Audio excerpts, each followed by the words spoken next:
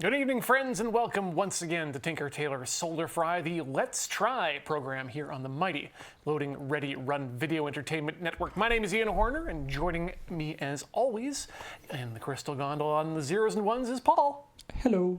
Thank you, and I will be your navigator through today's proceedings as we try something new. This is in fact, as I like to say, it's a Let's Try program. We're trying new projects. We're going to see how it comes out. Success, failure, it doesn't matter. We're all here to have a good time and learn something as we go along. And these are both recipes I have not tried. Yeah, we're going to give ourselves a little bit of time to try out Alton Brown's fresh pretzel recipe, which looks good. They're going to be soft and brown and salty, much like a pretzel should. But then I think it was last week on the paper fight, or no, just afterwards with Cameron talking about this week's episode.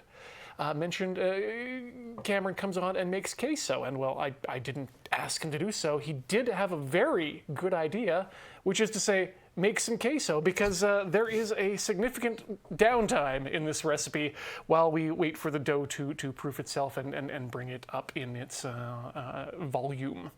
So we might as well jump right into it. But before we do, we have one other piece of business we need to let you know about, and that is patreon.com/loadingreadyrun. You may not have heard of this. This is a fine service that will allow you to sign up, attach your credit card or PayPal. I'm not sure exactly how it works. It's been a long time since I've entered my own information, but you can do that. And then once it's done, you can go to patreon.com/loadingreadyrun and pledge your support on a monthly or singular or whatever you like basis. You can do it to other people, but we'd like you to do it for us, because it helps keep the light on, helps keep people employed here, and allows us to do everything we do for you, the viewer at home. So thanks once again to all of you supporting us at patreon.com/loadingreadyrun. Of course, youtube.com/loadingreadyrun, twitch.tv/loadingreadyrun, and that's it for the moment.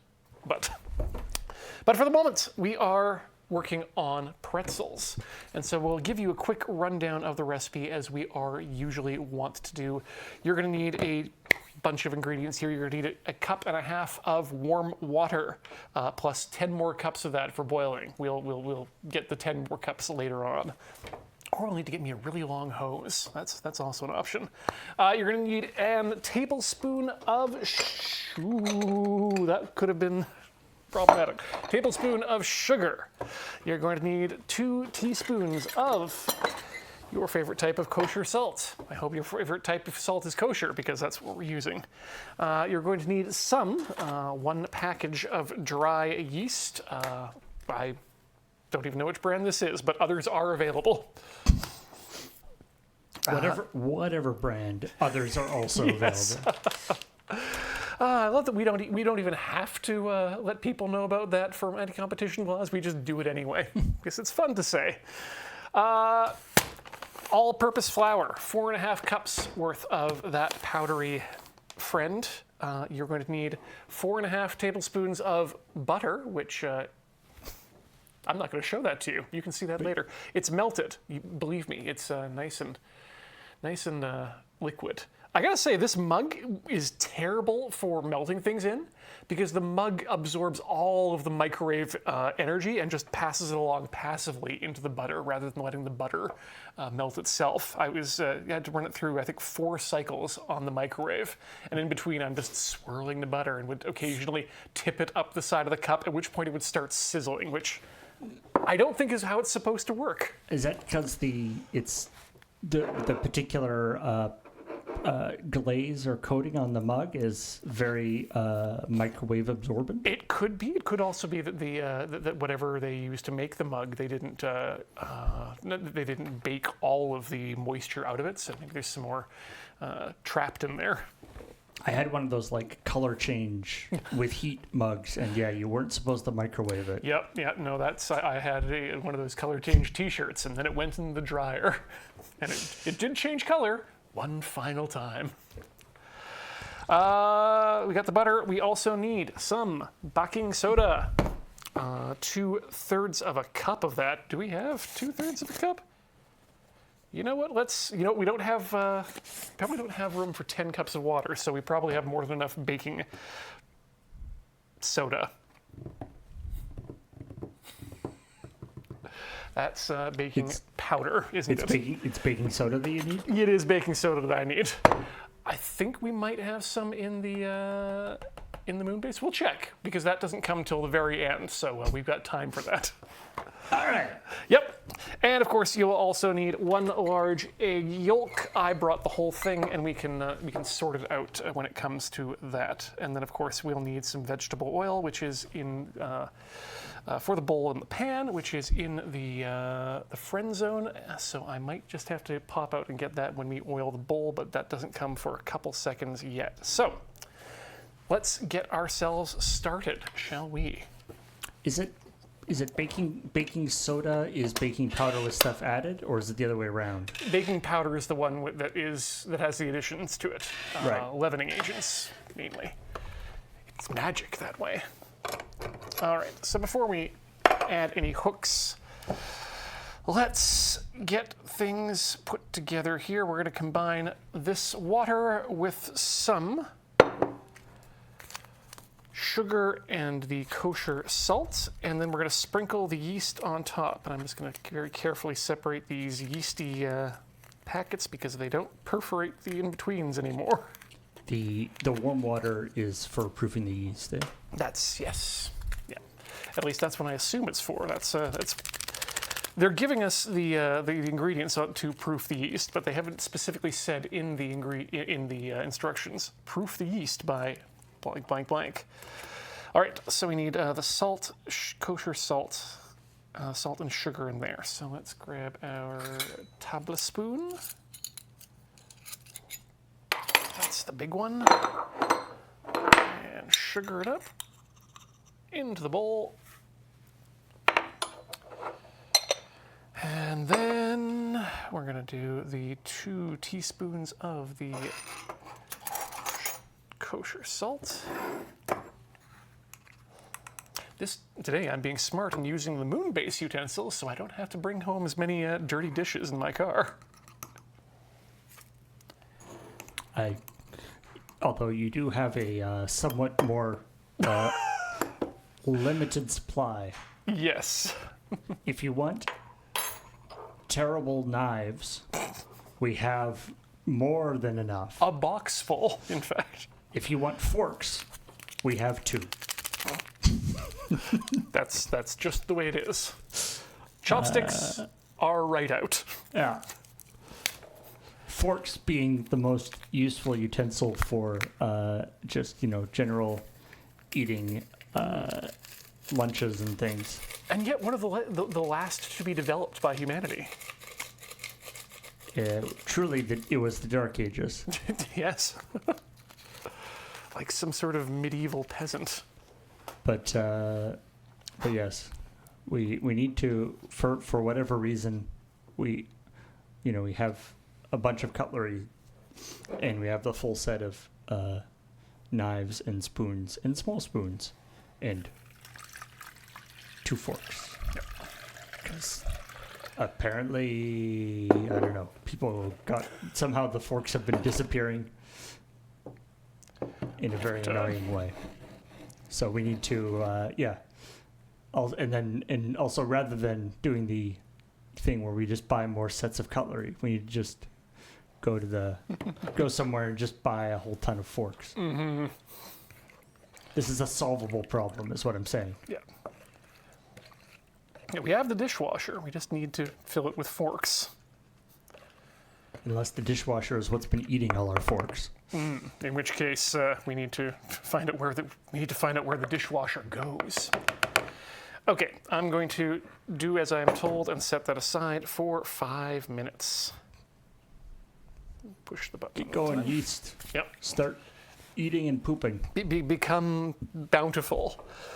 Add the flour and the butter, and using the dough hook on medium speed. When am I supposed to add the egg yolk? Add the flour and butter. Using the dough hook attachment, mix on medium speed until well combined. Change to medium speed and knead until the dough is smooth and pulls away from the side of the bowl. Ah! I think we use the egg yolk. Yeah, we brush the beaten egg yolk on top with Oh, it's a glaze. yeah, a little bit.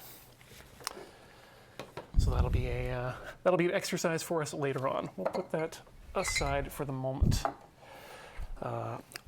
In the meantime, let's talk a bit about the cheese, the queso sauce. This is a Bon Appetit recipe that I'm adapting today. Calls for a 12-ounce bottle or 12 ounces of your favorite Pilsner or lager, 2 tablespoons, and this is where things will get interesting, of our good friend, sodium citrate. What? Yes, we're going to make some very, very creamy sauce today. Royal sodium citrate. The King's Own. But we'll only need 2 tablespoons of that. And then the recipe calls for 8 ounces of sharp white cheddar, coarsely grated, and 8 ounces of mild, medium, or sharp yellow cheddar grated. And I just decided to split the difference and get the kind that... It's both in one. Yeah, exactly. So we'll just do 16 ounces of this. You'll need a 1/4 teaspoon of sugar, half cup of coarsely chopped, sliced, pickled jalapenos, because I think that does add a pleasant flavor to the thing, and then some fresh ground pepper. The recipe then requests a 1/4 cup of crumbled, cooked, fresh chorizo, 2 tablespoons of Oaxaca or Monterey Jack cheese, and then some store-bought toasted breadcrumbs or panko for the top. It's turning it into more of a meal unto itself. Well, I think it's this cheese sauce seems to be aimed directly at nachos and eating that way. So I guess the idea is you get a little bit of meat on the end there, and of course you toss the sausage and the other cheese on the top and bake it under a broiler just to give it a little bit of crispiness to it as well. I mean, that does sound extremely delicious. But I figured for the pretzels, we probably want to keep it pretty basic. Just dip that cheese directly in there and let it coat the pretzel for a cheesy treat. That sounds delicious. I feel like I haven't actually had there's like cheese sauce in the sense of for a macaroni or something like sort of a bechamel with cheese in it, effectively. But this sounds extremely delicious. Yeah, the big difference between a bechamel or one of those sauces is that you're making it with a roux. So you're adding flour that's being toasted, and that's where you're getting the body for the sauce. It also means you're going, if you let it cool down, it's going to become a much more condensed sauce that'll be harder to heat up back to that gooey liquid state. Whereas the sodium citrate chemically alters the properties of the cheese, so so the sauce is less likely to break on you if you end up overcooking it, or less likely to just completely harden up afterwards. So. Also, it has the beer and/or wine in it. Yes, it will have the beer, which will cook out most of the way. I'm pretty certain that you can use a de-alcoholized beer if you like, but I think that beer and cheese flavor does really go well together. Gives it a nice flavor. Yeah. Yes, and of course for myself, we've got in the cup Whistle Boys Dark Lager, which is what it says on the tin, a dark lager. And quite pleasant. All right, well, we've got about 13 seconds left on the clock here, and it looks like our yeast is starting to bubble, which means that it is living and working and maintaining itself. We don't pay it a living wage, but it's only got to work for another hour or so. Contract-based labor, really. And we do provide full end-of-life care for the yeast as well. It works for exposure. Yes. To sugar. Yep. Well fed. All right, so we've got our yeast ready to go here. Let's get it into the mixer and combine it with the things that it needs. Where do I want to put things? I know where I want to put things. A paper towel. All right. So we've got these. The nice thing, I do love my recipe app, but if I could ask for one feature upgrade, it would be to maintain the crossing out of the ingredients you've added if you switch between recipes. Oh yeah. That is like, you need something to indicate that it's like, okay, this is a new instance of cooking now. Yeah, but if you could cook by session rather than necessarily by recipe itself, that'd be good. But, Right, because yeah, you're often running multiple recipes at once. and Maybe just like if 24 hours has passed or something, it unchecks things. okay, but that means we need. Oh, good. I can see what Corey's watching at home now. Just got the push notification. If the residence is good, let me know. 4.5 cups of all-purpose flour that we just, I believe, dump right in, and then mix on low speed after we've mixed it in. Well, we need to mix the butter in as well, so let's get that in. And just pour that nicely, give it a little mix. Don't need to scrape the bowl. The chat saw that James recommended the residence to Corey during LRMTG. So Okay, so we're yeah. you get to see the whole. Apparently, Corey took James's recommendation to heart. The whole cycle. So we'll need 6 of these guys because I'm going off the half cup thing. Normally I like to bake by weight, but Alton seems to think this will work, so we'll trust him. Far be it for us to second guess Mr. Elton Brown. Yeah, he was actually on TV.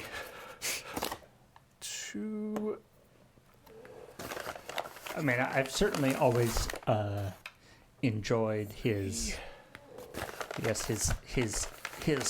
style of cooking. Seems very compatible with my feelings about things, I think.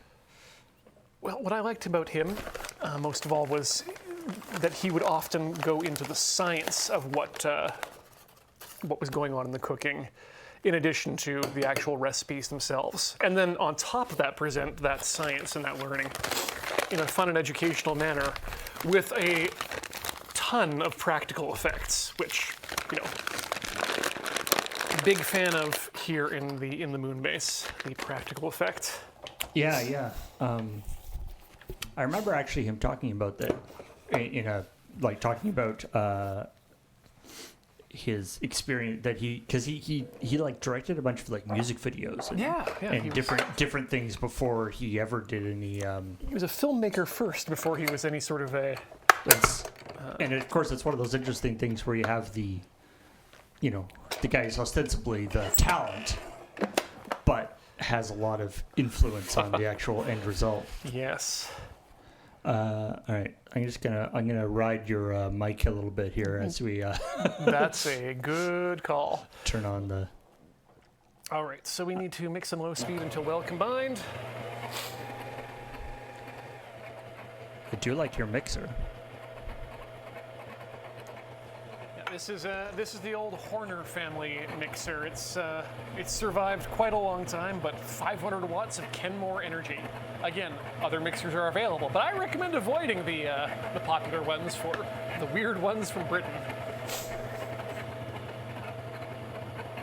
Okay, that looks pretty well combined, so let's take that up to medium. And that's going to be 4 to 5 minutes of that. Let's put 5 on the clock.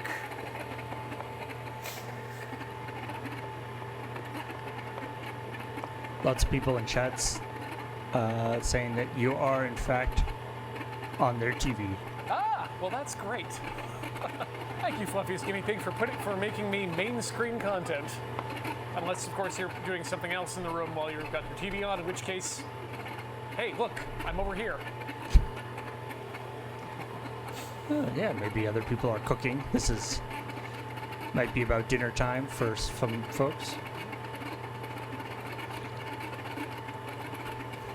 This is also being a good simulation, I guess, of very, very old age, because I can just barely hear you, Paul, over the mixer. That's good. So I guess what we can do here is prepare some of the, well, there's not really much to prepare, because once this finishes, it's going to just sit for a while. And so I think what I'll do while this is going is, Paul, you can keep an eye on that, and I'll go find myself the oil and hopefully the baking soda. All right.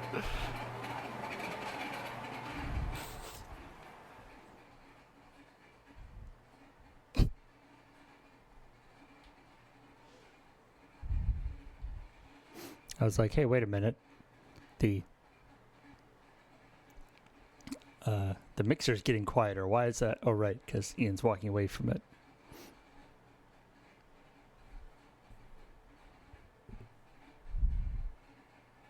You might still be hearing a little bit of it coming through my mic just because the door is open right now, but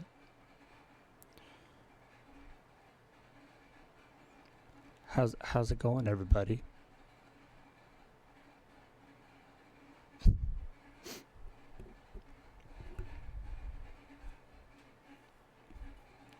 I'm excited. I'm excited for this because if you recall, last week Ian was working on fixing the gear shift on his controller for the Le Mans after an accident occurred with it that made it not work so good. And so, but it was supposed to be soft pretzels, and so I was like, oh, soft pretzels. I bet he's gonna need some help with taste testing those. I better. And then I was denied soft pretzels. So I'm excited about today.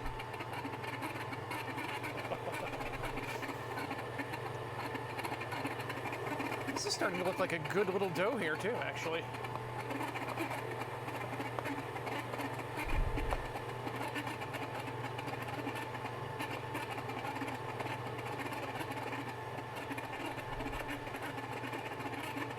Oh yeah,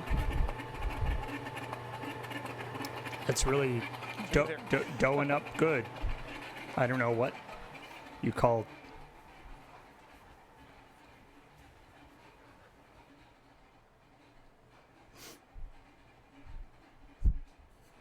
It is kind of funny actually here. As you know, one of the things, or we've talked about before, one of the changes that we made when we moved to this moon base is that the sort of tech, what we call the tech office, the room where I'm doing the crystal gondola, whatever you want to call it, the place where I'm managing all the mixer and everything, is in a separate room. We have sort of a tech office that looks into both Studio C and Studio B, which you see when we do Loading Ready Live and all that stuff. And it was a bit of a transition for me to move into this situation, because I am, when I'm here, there's a big window here in front of me, but the window doesn't really face at the AFK set or the Tinker Tailor's set where Ian is right now. And so I am somewhat limited to the same views as you folks have. Whoa. And we are done. I can check out the other I can check out the other cameras and stuff, but there's a certain limitation, whereas in the previous office I could just look over and see what's going on. And so there's definitely been certain circumstances where somebody will be, everyone's wearing wireless mics and will be on like the going online screen. So I can't quite see what's going on in the room. And I'll notice, and it'll have like, there's some weird noise going. It's like, oh, there's some weird, hearing a lot of background noise on the mics. What's going on? Or I'm hearing a loud hiss. Oh no.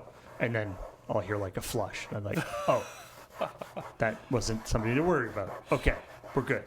We're good. Nothing to worry about, but not something that you necessarily want to be knowing about. All right, so the gambit didn't pay off. I assumed that we might here in the Moonbase keep a baking soda box in the fridge for deodorization purposes. The answer is no. So what I'm going to do is I'm going to try using the baking powder as the sodifier for. I mean, ostensibly that would not be good baking soda to use, right? Like, wouldn't that be baking soda that has absorbed everything from the fridge? Just odor. Yeah, but knowing what has conspired In this fridge? in that fridge, I don't know if I want the pretzels to be. That's a very good point. It's something I've done before, and it has desperate worked out. times. Yeah, but I think we can go ahead and attempt to. I think the baking powder will work because it is again just adding that soda element to the water. Yeah, is there? I feel like there might be a known formula. Pretty sure. Baking powder won't work because you're basically trying to make the water more basic, and the base and acid in baking soda will neutralize that. That's right. Okay. Well, then there's a question for the chat: Is sodium citrate going to be no? That's probably that probably will also acidify the water. All right. Yeah, there's got to be some sort of chemistry thing we can do here. Yeah. If that doesn't work, then maybe what I'll do is during the extended rising time here, once we've got the sauce ready to go, we'll take a slightly longer break, and I'll just wander down and get some baking powder or soda, baking soda. If you come back with baking powder again, then we have a problem. Depends on which citrate salt it is. Well, I'll let you know, folks. It's trisodium citrate, which I feel like is the citrate is the key there. Speaking of baking powder, when I was a kid, I think probably around like 10 or something. Oh, that's good. My parents, my parents, like to buy things in bulk and do different things, right? Right. And they bought a large package of baking powder in bulk. Like a big sort of like a bag in a box of baking powder. I don't know how much it was, but like a lot. And you don't use that much baking powder. No. Well, unless you're really baking. And I was sort of interested in baking and cooking and stuff as a kid. And, so I would be making pancakes and making cakes and making waffles and different types of things. And I would find a lot of it, wouldn't sometimes it wouldn't work that well, or sometimes I'd end up using, and so we would like it wouldn't rise very well. And so we started to sort of like adjust things and like add more baking powder than we would otherwise, or things wouldn't work out that well. And again, because it was such a small, because you don't use that much baking powder, it was a big thing, baking powder. We didn't really realize it until like years later that it was just like not, either because it was in bulk and it had like degraded, or it was maybe possibly just like a bad batch of baking powder. Like it was But the whole very bag? bad. Wow. Like it did not do its job very well. And we bought like a thing like you have there with I think it might have been even that same brand, the brown label there. And suddenly everything started like rising, and it was amazing. And you're like, so it was, I remember talking to my dad about it, and like literally like for most of my like formative years in childhood, we couldn't bake anything. And there's that sort of sunk cost thing where you're like, well, we have all this baking soda powder, we're not going to buy more. And so you end up with like, huge amounts of time spent wasted on baking not working very well and not understanding why. Oh no. Well, that's, anyway. God. Yep. No, that is a sad situation. Yeah, and so then bought some real baking powder later, or some working baking powder, and yeah, suddenly all the recipes that I had sort of worked out now expanded ginormously and were too big. Oh, good to know too that it's certainly nothing you've been doing. Yeah, in these situations. Anyway. Yeah. So this has to just kind of sit there for a little bit, eh? Yep. We're going to give that, let's see here. We're going to give that 55 minutes. So a 55-minute timer.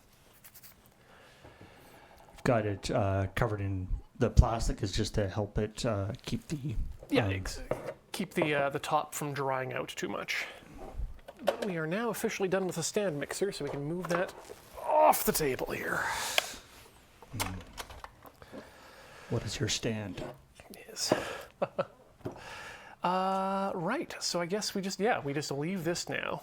So here's the question, chat. Do we want to try using the sodium citrate as our browning liquid, or do we think we should go for just go get baking soda? I'll let you all, maybe that's a thing for a poll. But in the meantime, let's shred some cheese, shall we, for our cheese situation here. Go get some soda. I mean, we could also ask Pat Benatar, but he'd just tell us to go for the soda, because nobody hurts and nobody dies. Use Coke instead for fun. That would not work. The store is not far, don't be creepy. Let's cut us up some cheese here. So we need 16 ounces of cheese. What's that in grams? What's 16? No? Siri? What's 16 ounces in grams? 453 grams worth. So if this is 1.15, about 1/3 of this is what we need. Well, 1.15? 1.15, yep. And then it was, roughly. So about a third. Give or take. I mean, I feel like too much cheese in the queso is not a problem that has ever come up. Yeah. I think it's due to how much of these. I've never actually managed to get a good handle on the ratio of sodium citrate to use for cheese in sauces and whatnot. So this is going to be a good learning experience. So sodium citrate, what they would put in like the sort of nacho cheese stuff that they have at you have at like a diner or a restaurant or something, or possibly in if you were making your own cheese slices in the processed variety. In fact, eagle-eyed viewers of the show will know that will recognize this bag of sodium citrate from the melting cheese episode of Tinker Tailor, in which I made some processed squares of Gouda, I think Jack, and blue cheese. And the blue cheese was absolutely fantastic as as a processed slice for the top of a burger to just melt down over top of it. So is that literally what the process in processed cheese is? That would Adding sodium citrate? that would be my guess. But yes, for those asking, the nearest store is not too far away, No, so no. it would not be too much of a hassle. It In would. fact, we have have done done this it before. particular move once or twice before. I really don't like doing it, but It's you know sometimes that accurate portrayal of what it's like to actually be working, being cooking and stuff. Yeah. Sometimes you get stuck and you're like, whoops. sometimes you just choose the wrong carbonate of soda. But at least the cheese here is going to be delicious, one hopes. I also figured that that there would be probably more cheese than this, but this seems like a very pleasant amount. My thought was that by grinding it by hand, this would eat up a significantly good amount of time. I am a recent convert to the food processor world, and let me tell you, if you've got to grate a lot of cheese, there's no better way than just put that in the machine, push a button, and watch the cheese disappear into shreds. Better living through technology. Although I will say I do quite like your little cheese grater and also thing that holds the cheese. Yeah, it used to be something that I could only find at IKEA, but recently, at least here in Victoria, I've seen it at the dollar stores, at least downtown. And I think I might need to pick up another one because the silicone feet on this is starting to deteriorate, which makes it a little harder to keep in one place, but also is icky to touch. There's nothing particularly wrong with it, but you can see, probably if you focus here, there's a ring around the base, which is kind of nasty. Mm-hmm. Oh, Yeah, there we go. I see, yeah. Little pits come out of it. But it bills itself as being dishwasher safe, so that's also important.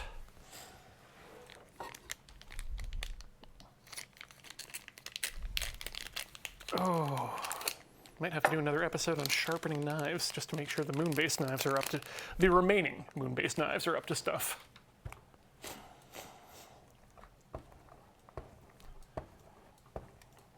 Question asked, what appliance would you recommend for making a cold sauce like ranch? I honestly, if you're just making a cold sauce like that, just a whisk would be what I would use.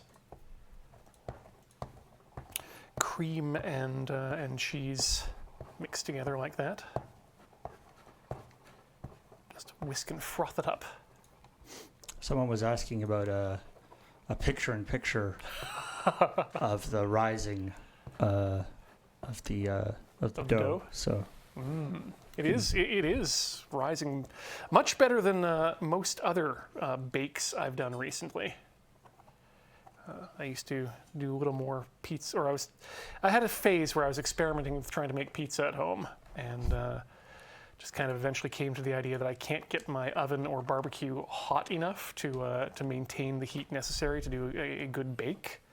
But I was always having trouble getting the crusts to rise to a level that I was satisfied with. And I wonder if it was just my me letting my yeast die in the fridge. But this one seems to be coming together a lot better. So happy with that. All right, there is the cheese.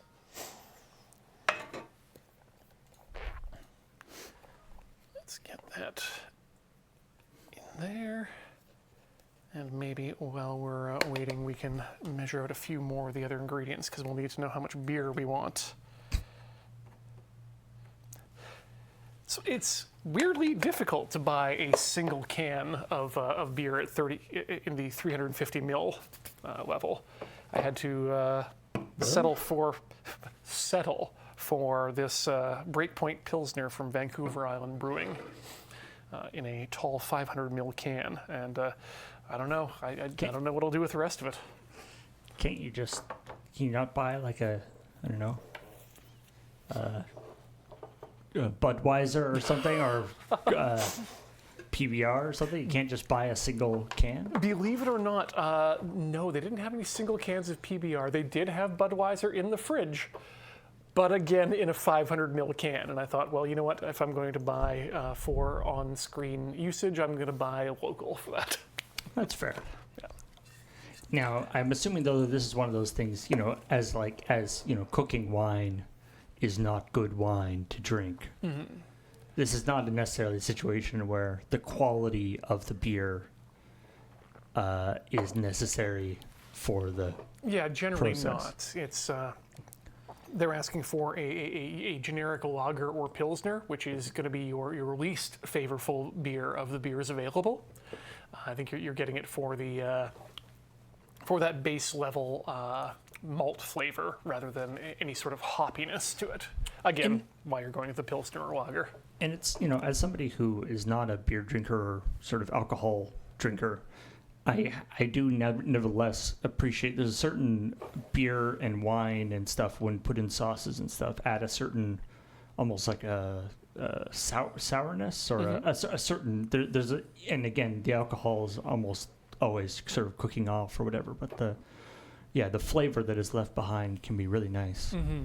It's, I mean, if nothing else, what you're doing is any leftover alcohol is going to be part of the overall flavor profile. And what alcohol does is it evaporates and brings along esters with it. So you're getting if you're getting any alcohol, you're just getting more flavor sent up into your olfactory cavities. At least that's how I assume it works. All right, so, right. What's 12 fluid? Oh, you know what? I can just look at the side of the... In this case, I can just look at the side of the measuring cup here, which has on this side the ounces. That is... I love those particular measuring cups, but I will say that is one of the only ones I've ever seen where all the measurements are fully legible. Again, when I was a kid at home, and I think even the one I have personally, there's a lot of guessing in terms of which measurements are which. Yeah, the faded. Yeah, the Pyrex lasts much longer than the writing on the Pyrex. Yeah, I think the key here is that this is an office-based one that does not get used all that often at all. Ah, I see. I didn't even source this one for the office. It was just here. I had one that was very nice, or I had a one that was it was actually like a glass. Oh. Almost, it was sort of a pint glass, but it had like all the gradations down the side. Interesting. And I guess it wasn't supposed to be put through the dishwasher. Ooh, yep. And so now it's just a pint glass. It just literally, there's no trace of any of the measurements on it. I wonder. So it's just a nice pint glass. I wonder if what you actually had was half of a cocktail shaker. I mean, maybe, but it certainly didn't come with another half. Okay. I've definitely seen those either with a cap or with the other silver metal glass that's used to attach them. God, I can never remember which one is the Chicago and which one is the New York version, but yeah, I do like having. I've seen a number of those with specific measurements for specific types of drinks, in addition to normal gradation too. Right. Yes. And now we get into a wonderful discussion of the true meaning of Pyrex in the chat. Well, 'tis the season. Yep.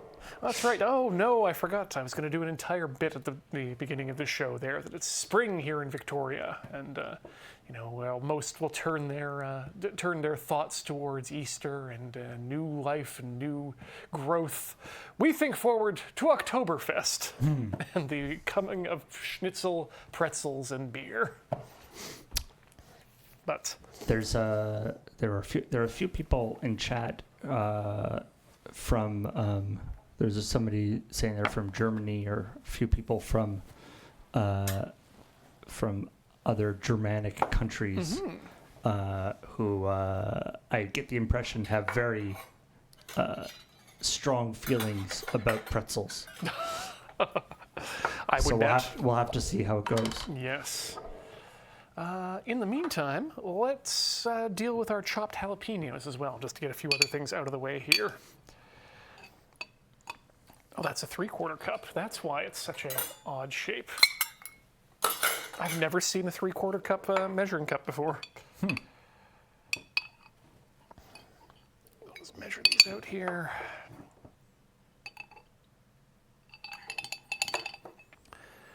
This was a bit of a surprise. Again, other brands are available, but the going out to buy jalapenos for some nachos the other day, and usually I go with the fresh ones, but okay, let's mix it up and go with some pickled ones. And I don't know what the process is, but pickled jalapenos, cheaper than fresh. And they'll add a nice bit of sour bite to the whole operation, I think. All right, toss those out, and then just give them a little, oh boy, a little chop here. Coming out from the other direction too. They don't need to be regular, they just need to be broken up.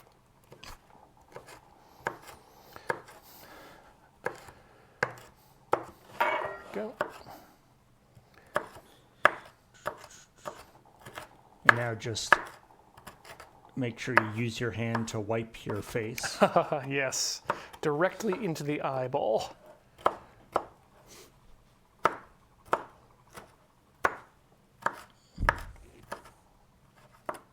Okay, I think that looks... we can give it a bit more. Get into the size where they'll actually stick to the pretzel with the cheese. Rather than too chunky.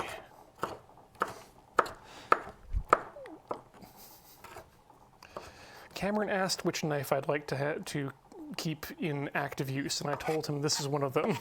I wonder if I was making a wrong choice there. Is that not as sharp as you thought it might be? Oh no. Most definitely not. I remember, I think it was a very early Tinker Tailor Solder Fry where Beige was on and you did knife sharpening. Yes, I think it was Beige and Alex too, because I still remember Alex's knife sharpening rig that he brought on, which was beautiful. Perhaps we need to bring that back. I think so. Maybe do a showdown of different sharpening techniques. Let's see how it goes. All right, so we've got that. Right, let's measure out our sodium citrate. I'm not going to use this, but I am going to wipe it out. Actually, just going to leave it over on the dirty side. And it wants 2 tablespoons. Well, being a powder, I'll use one of these. I brought these along as just receptacles for cheese sauce once it's done. Ah. So yeah, sodium citrate. There's not much to it. I'm noticing a fair amount of, it's not something that you go through a 1 kilogram bag that quickly, eh? No, it's very, very sparingly used. I suppose it tells me in the back here, it is the ingredient which gives club soda and many lemon lime soft drinks their distinctive flavor. So I suppose I could add it to my home carbonation. It's like citric acid? Kind of like that, yeah. but more, I believe the sodium gives it a bit of a base to it. Interesting. And another tablespoon there. Yep. But it doesn't really expire. It is a shelf-stable salt. I did take to putting baking soda in my home soda for a while, but I think I honestly think that was increasing my daily intake of sodium by a significant amount, so that stopped. And the freshly ground pepper will be one of the other things we need, but that's about all we need from that. So, is there anything else we can prep? We'll need to make the cheese hot. We'll need to make the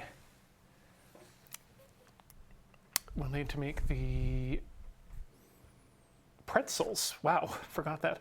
Into pretzel shapes in a second, but that still needs to wait as well. So I think we're starting to bump up against the end of things here. I know what I can do. I can separate an egg. I mean, someone was asking if you were planning on doing sort of traditional pretzel shapes or just sticks, which they said that they often just do the sticks for ease of dipping and also laziness. I mean, we're here. Why not both? I don't think we're intending to cook all of the pretzels today because, I mean, oven be tiny. But we'll at least get enough. I think we'll do a round of sticks and a round of rounds, and then that way we can maybe compare and contrast our favorite types of pretzel. If I recall, the origin story is a tasty treat developed by a minister to give to kids that had completed their Bible studies or whatever. And it's the shape is supposed to be somebody praying. It's sort of arms coming together. Now, not to disparage Martin Luther and his ilk in Germany, but my first thought is, this is not a prayer. This is you indicating to your fellow Vampire the Masquerade players that you are invisible. Well, it's not so much like crossed in the middle. I think the traditional thing is it's sort of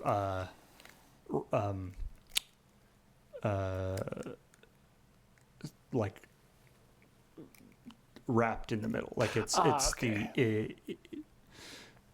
Sort of an embrace of the Holy Spirit, or of the hands sort of coming together. Like it's sort of woven in the middle. I don't know. That makes a little more sense. But I feel like that original the original basis for the pretzel would not approve of delicious fluffy soft pretzels with queso. I feel like that would go a little bit beyond what it's like. Hey, it was supposed to be a very, very mildly nice little thing for a kid to eat. Yes. Also, this is entirely too decadent now. Also, the children are all playing werewolves and specting that way with no invisibility. So right. Yeah. Not sure if live action role playing was a big deal during the Protestant Reformation. Yeah. Queso is just right out. That's queso. Yeah. That's that New World shit. That's. Yeah, I'm pretty sure no chopped up jalapenos have ever made their way onto the grounds. I don't know. Some of those fryers would probably love a little bit of heat in their triple box. Regardless, I think we are at the top of the hour, which means it's a good time for us to take a slightly extended break as I run for my life and get us some baking soda. So get up, swap your fluids, stretch your legs, maybe get yourself your own pretzel. And we'll be back with more Tinker Tailor Silver Fry in just a few minutes. Don't go all the way away.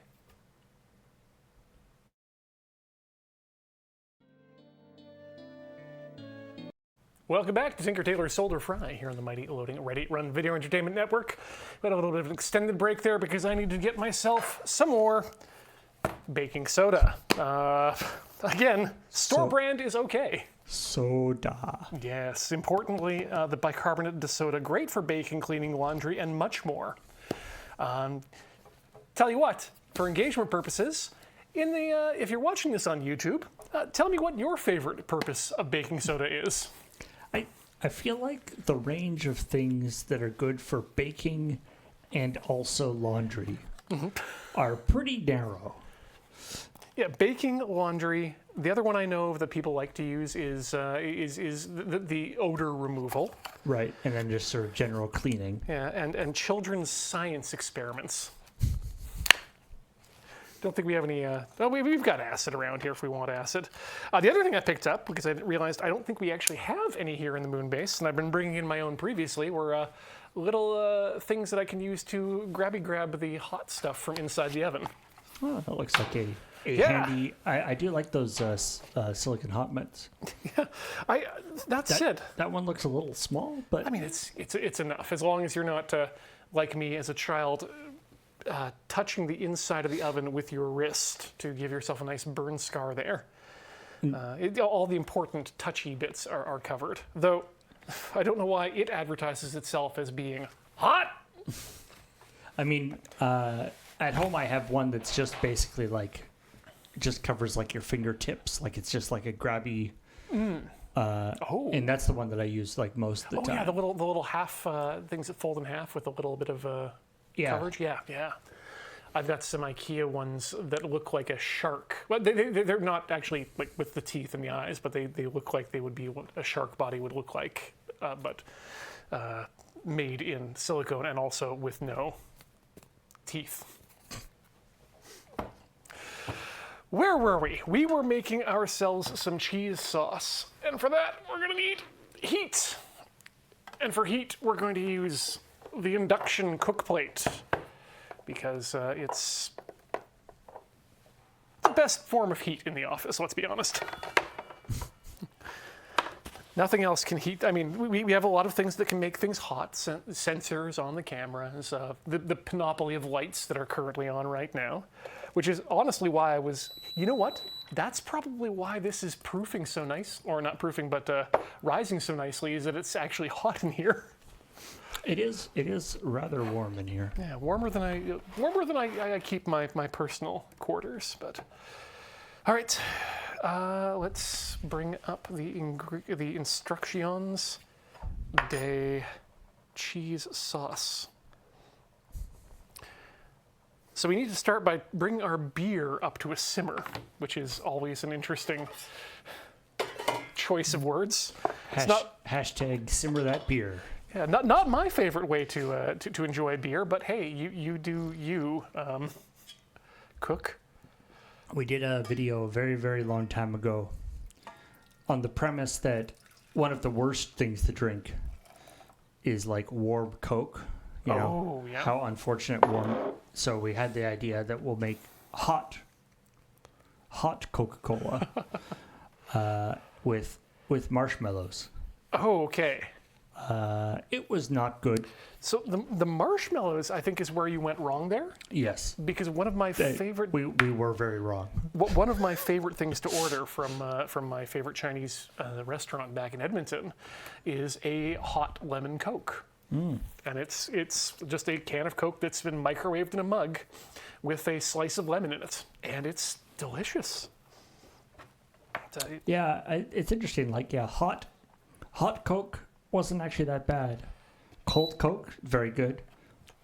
Room temperature, warm Coke, horrible. With marshmallow. Oh yeah, and then add marshmallow, and that's different. I mean, marshmallow, yeah, definitely a mistake. Yeah. Okay. Hot Dr. Pepper, also good. Whisk. One moment, I need to retrieve a whisk from the kitchen. Apologies again, but we can start this heating up slowly. There we go. Whisk. I don't usually like Pepsi, but at one point there was like Pepsi. I guess it was just called Pepsi Twist. It was like Pepsi with extra lemon, and that was very good.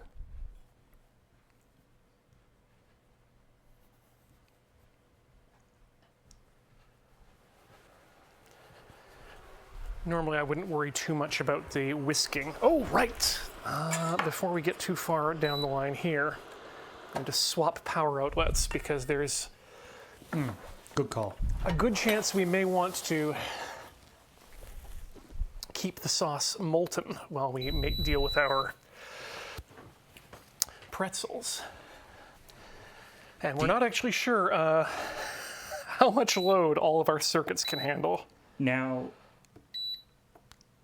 if I recall, and I will say what we specified, I don't remember if this actually happened, but what we specified is that all the lights and everything in the studio are on a separate circuit from, because we had that problem in the previous moon base.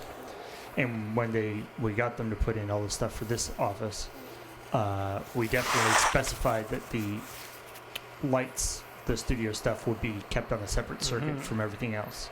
That said, we have also... Whether that happened or not, I don't know. We've also used this and this at the same time on previous circuits and have had less than optimal results. All right. Well, if at some point we go, let's see if this, and then the stream cuts out, you'll know what happened. You'll know where we went. Okie dokie. So we guess bring this up to a simmer, and then we need to add the sodium citrate, at which point apparently this will froth quite a bit. Ooh. So we'll be sure to let you know before I add that. Then we add in the cheddar, and then the other half the cheddar, and then reduce heat to medium until cheese is completely melted and velvety. Good thing that dentist guy from Nightmare isn't around. He specifically does not want to be frothed. Yes. Or, which one was he again? Dr. somebody? Yeah. I don't remember. No. He was a scary dentist. It's taking up too much space in our head to begin with. We can leave him be to froth on his own. But not being frothed was something that he was very concerned about. Frothed by others, specifically. Yeah. Also, yes, he was twisted, if I recall. Oh, yes, he definitely let us know that on multiple occasions. Well, the froth is real already. We haven't even, we have yet begun to simmer. This is just from the butter and stuff, eh? This is just the beer. Oh, of course, it's just the right. But it looks like it's, maybe we turn it down. It's hard to know what medium is on an induction cooktop when the energy is going directly into the pot. Yeah, you'll get like a actual temperature. Right, Dr. Mastiff, that was his name. Mastiff, yes. Okay. I mean, yeah, whisking beer is going to make it froth up regardless, but... I think we want to get the carbonation out to start with. Yeah, it's starting to settle down now already. Yeah. Oh yeah, you know what? That is a simmer already. So let's add our sodium citrate.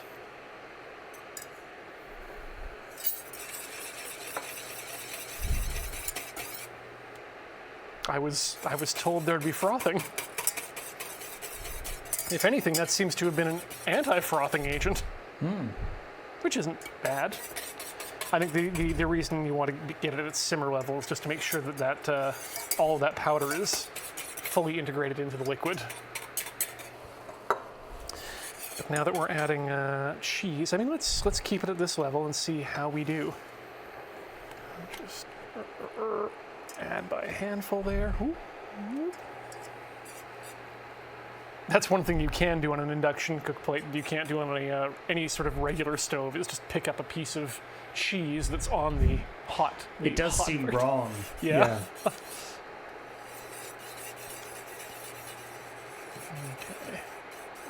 The other half now. Whoop.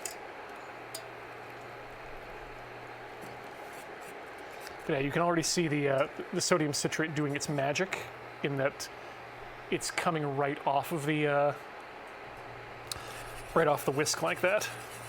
That is super interesting.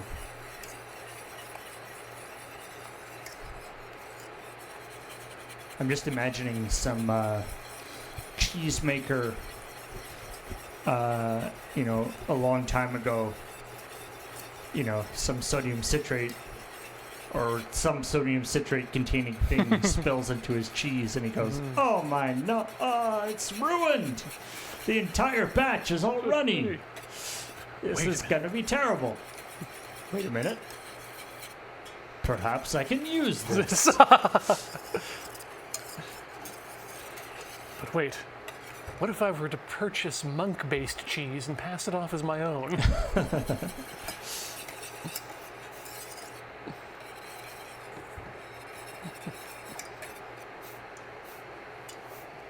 Great, now I'm just rewriting the whole thing in my head here.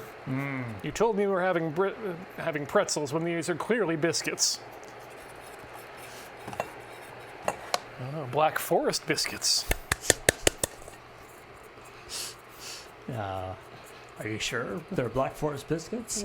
I'm from the Black Forest, and I don't remember anybody calling them that. No, it's a Munich term.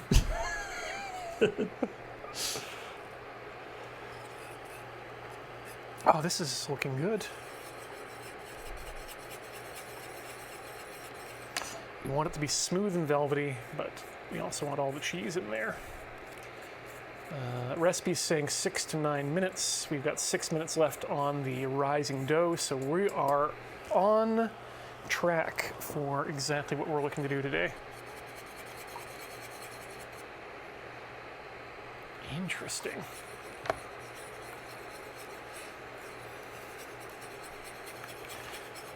Increase the heat just a bit there.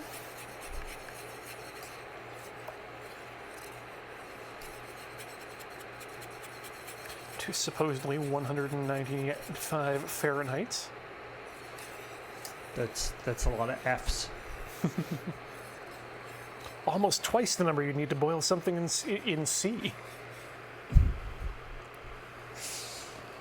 It's just very inefficient. Yeah, kids you need twice as many F's. Don't mix your F's and C's.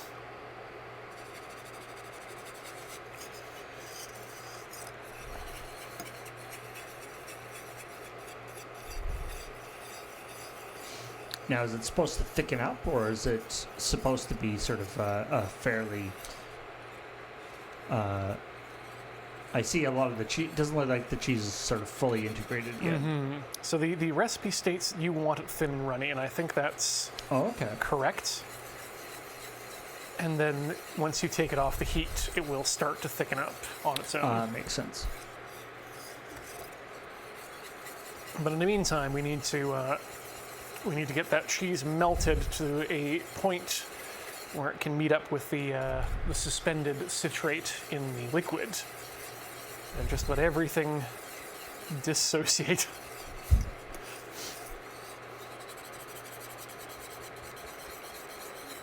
Love to dissociate on a hot plate with my cheesy friends.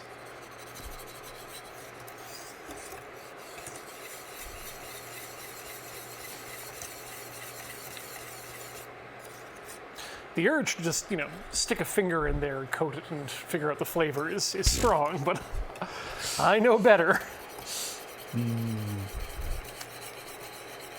The delicious napalm. Yeah, it looks runny, but this is going to be viscous.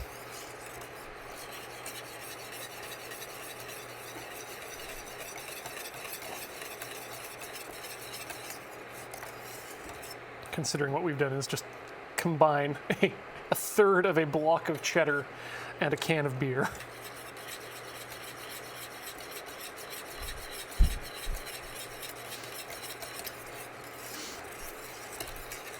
It feels like one of those, like, you know, sometimes it's been a long day. And, you open the fridge and all you got is a can of beer and a block of cheddar cheese. Well, let me tell you, you still got a good queso in there. Calorically, that's probably what you need for the day, but in terms of fiber, you may want to add some fiber, is what I'm saying.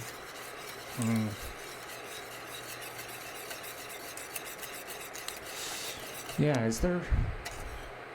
is cheddar beer a thing? Has anybody tried that?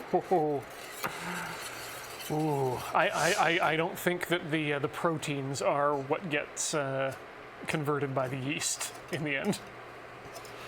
Queso lager? Queso stout? I don't know. Again, blue cheese, probably one of those things that would probably go very well in there. Because there's beer cheese, right? Like there's so why not cheese beer? Maybe if you used the little bocconcini balls, like an Orbitz situation, in a stout. Like kind of a boba tea, but beer. Boba beer. Boba brew, which honestly sounds like a Hanna-Barbera. Hey, Boba brew, I've got a drink for you. That's disgusting, Yogi. Oh, that looks good. This is we've got 30 seconds left on the clock, and I think we've definitely incorporated everything here. Oh yeah, that's looks like it's starting to thicken up already too. And the nice thing is that we can. It suggests that after it's done getting to this nice point, that we remove it from the heat. And the wonderful thing about these induction cooktops is when we turn off the heat, turn it off, and it's off. It is therefore removed from the heat. Yep. And watch says we're done that. So let's remove from heat. And then we add in our 1/4 teaspoon of sugar. Is that correct? Yes. And sprinkle that on top there. Add in our jalapenos.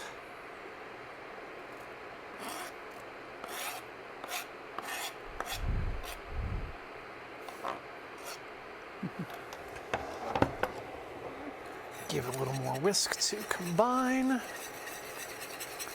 And I guess we can just set it aside. Should be safe on this terrible cooktop surface here too. Keep it away from the egg though.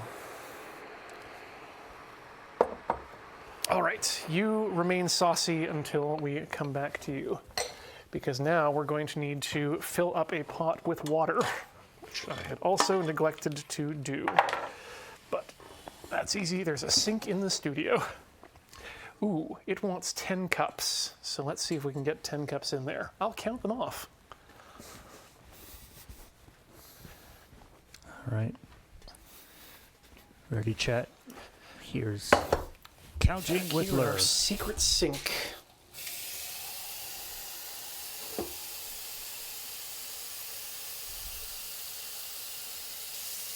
That's 2. 2.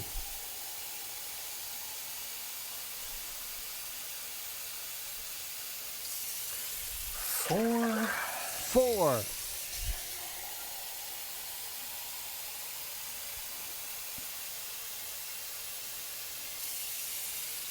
6.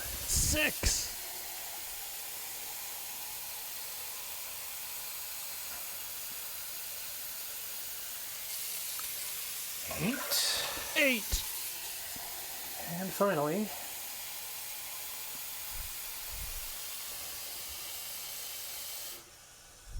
10. 11. Wait, no. 10. Yeah, that's true. What we should have done is, Professor Layton style, had like a 3-cup thing and a half-cup thing. Or it's like you have like a 3-cup thing and a 7-cup thing, and then you have to try to figure out how to make 10. Wait, no, that would be easy. A 3 and a 6. And with no gradations on them. Just adding a little bit of freshly cracked pepper here to the cheese sauce as well. Ah, nice. Okay, it's starting to set up pretty well. So I'm going to trade positions with the cheese and put it over there. Because we're going to move this over here, and I'm going to work in front of me so that you can all see the mistakes that we're making. Our proofing cam is now a cheese sauce congealing cam. All right, we probably don't need that anymore. Probably. The proofing has now completed. The proof is in the batter. And the proof of the batter will be in the tasting. Right. So let's move this. Let's turn this on.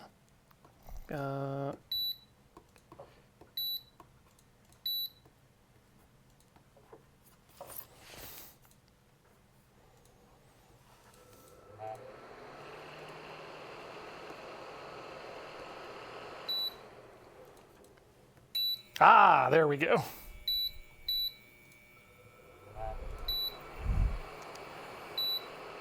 $250 seems good, and we'll just let that begin to boil up. Next, I'm going to grab another cleaning piece here and wipe down our main work surface. Don't know why the spray on this bottle doesn't work at all, but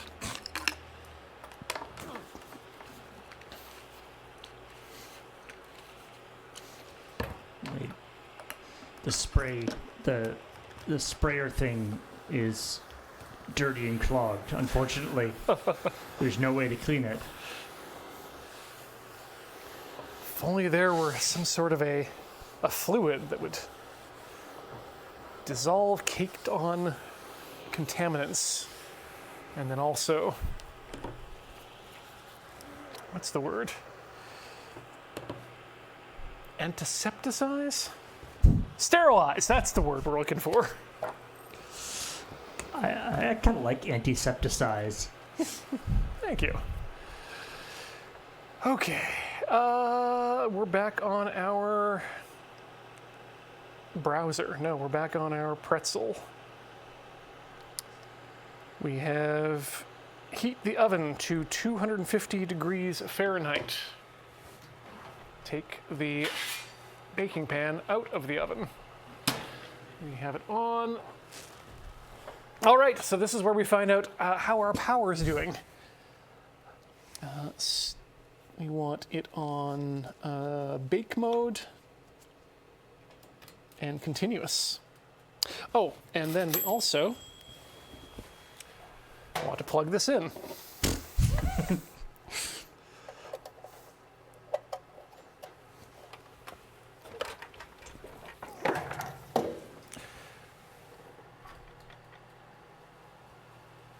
You still here, chat? Still here. I'm still here too. I think we have a successful system. So we need 2/3 of a cup of baking soda to go into the water. Let's get that started first. 2/3, right? So we'll use the 1/3 cup.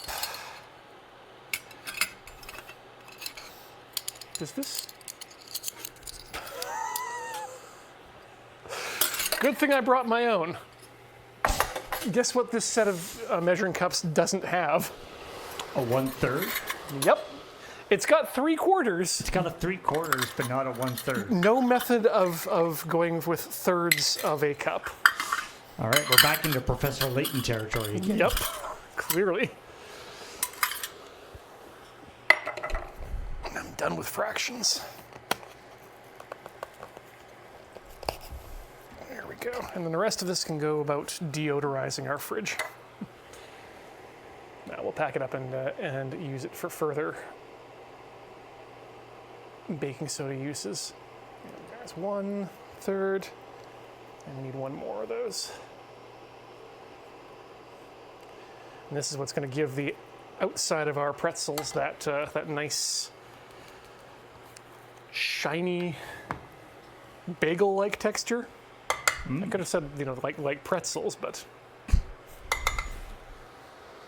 always better to add more confusion than not. Right, so we can add that there. Okay, remove the bowl from the dough from the bowl, clean the bowl, oil it well. We did that. Heat the oven. We've got our... These are where we're going to put the finished pretzels once they've been formed. So let's add the parchment to them.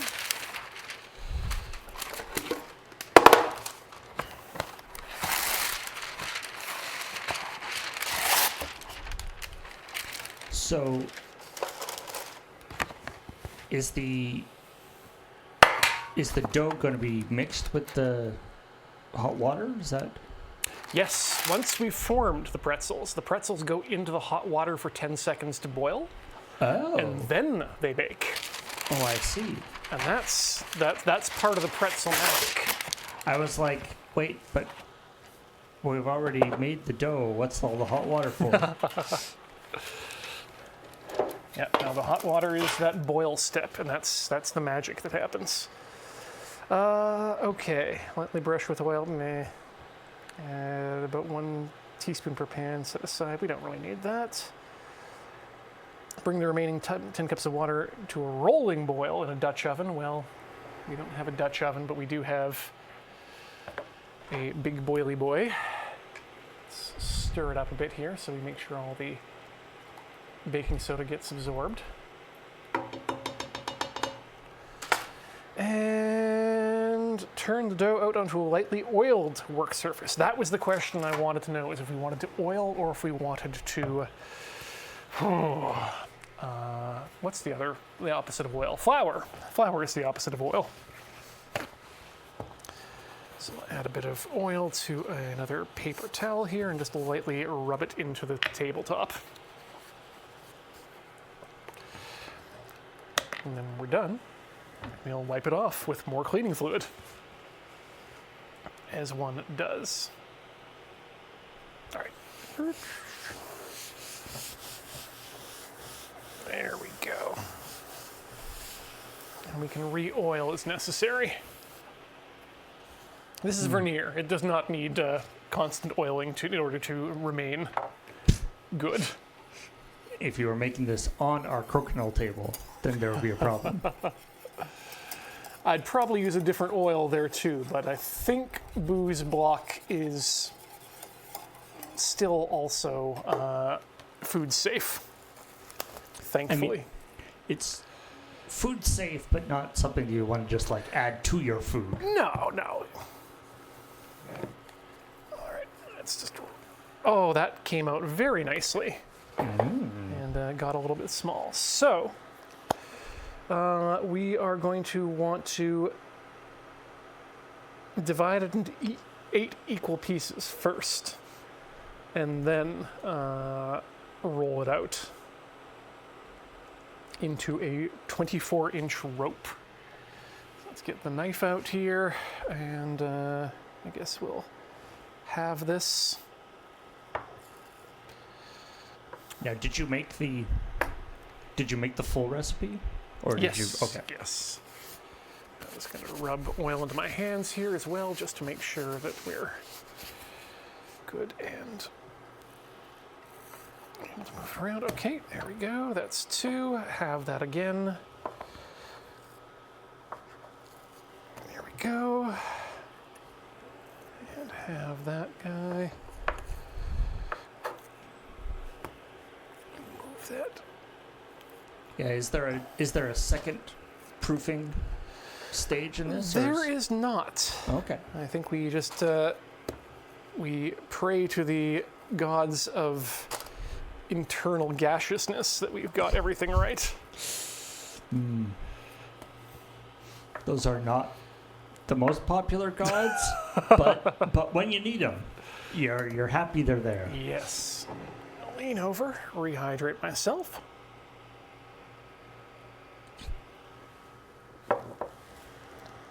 No, this recipe does not call for a second resting after shaping. So we just roll this out.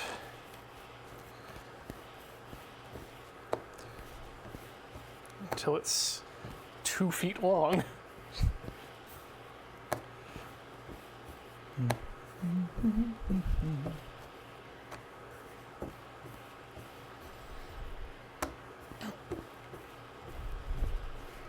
What do you think, chat? With absolutely zero reference, do you think that's 2 feet? I think we're pretty close here. I think that's about where we want to be. Quickly screenshot and use the size of Ian's Apple Watch as a reference size. So that's kind of what we wanted. Yeah, it looks pretty good. Yeah, it'll do. Let's do one as a couple of... Well, let's do one more as a regular dough. Or regular knot, rather. And then we'll do a couple of sticks. And then we'll load up a pan for Ian to take home after boiling. In fact, I recall, when you ended up having to do the repair on your gear shift last week, Corey was the other one who was somewhat disappointed. Yes. as well as I. We've got bratwursts at home to go along with the pretzels, so it'll be a nice, delicious. There we go. That looks a bit more like. There we go. What we're supposed to be pretzeling. We'll give it a little push into those areas too to make sure it doesn't unwrap itself. Okay.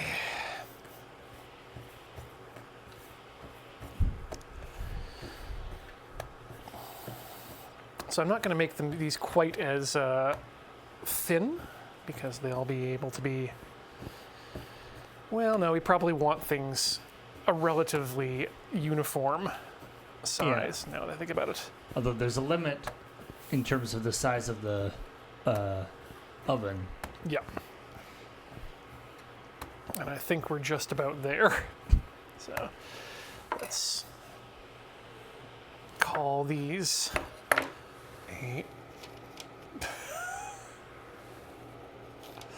They do look a bit weird, don't they? But dough has never been the most picturesque of proto-foods.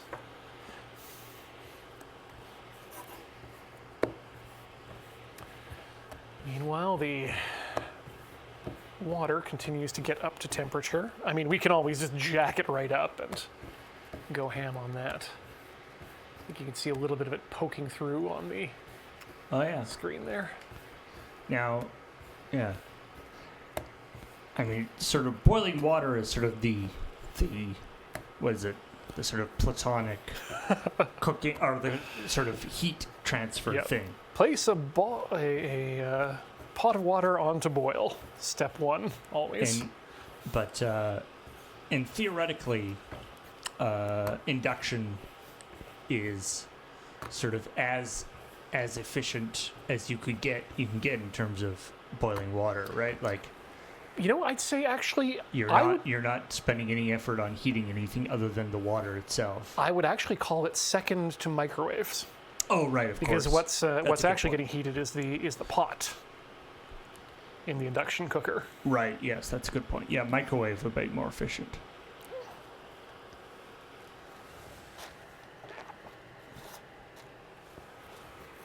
I think I'm starting to get the hang of this, to be honest. Yeah, it's looking good. Mm-hmm. I get annoyed by my glass top stove at home because you want to cook something and it's like, okay, the burner heats up the glass, and then the glass heats up Heats the up. pot, and the pot heats up the water. There's already like 3 levels it's got to go through before it actually gets. And So- that's why, like, an immersion. I mean, I usually I'll often just fill up my tea kettle with water and, I'll boil that. And I First. use that as like the start, and then just pour that into a pot and continue it. I also do that with my my Zojirushi water heater. Right. Yeah. I want this water hot faster, so let's turbocharge it by preheating the water. Because again, an immersion heater again is pretty much as efficient as you can get. Exactly. I also have a glass stovetop, and I hate it as well. So I decided to treat it with disrespect in the sense of I'll put the cast iron on top of it and just shake it back and forth. And weirdly, it's not scratched the cooktop in any appreciable manner. I mean, they are quite well made. Yeah, but the problem is I was treating it with disrespect under the idea of, okay, once I've used it up, I'll upgrade to, something with a coil or something else. And the problem is now it's not breaking, and I also now know how to use. I understand the quirks of that particular cooktop so well that I wouldn't want another cooktop right now. I've Stockholm syndrome myself into my own stove. Or it's more like, at the beginning of the movie, right? You get on each other's nerves and things. But then as it progresses, you find that your differences actually complement each other. Ah, yes. And you become a likable duo. It's a heartwarming story. And then you can, solve crimes. So what you're saying is we need our fans to go to AO3, to the loading ready runs section, and search for enemies to lovers, Ian and his stove.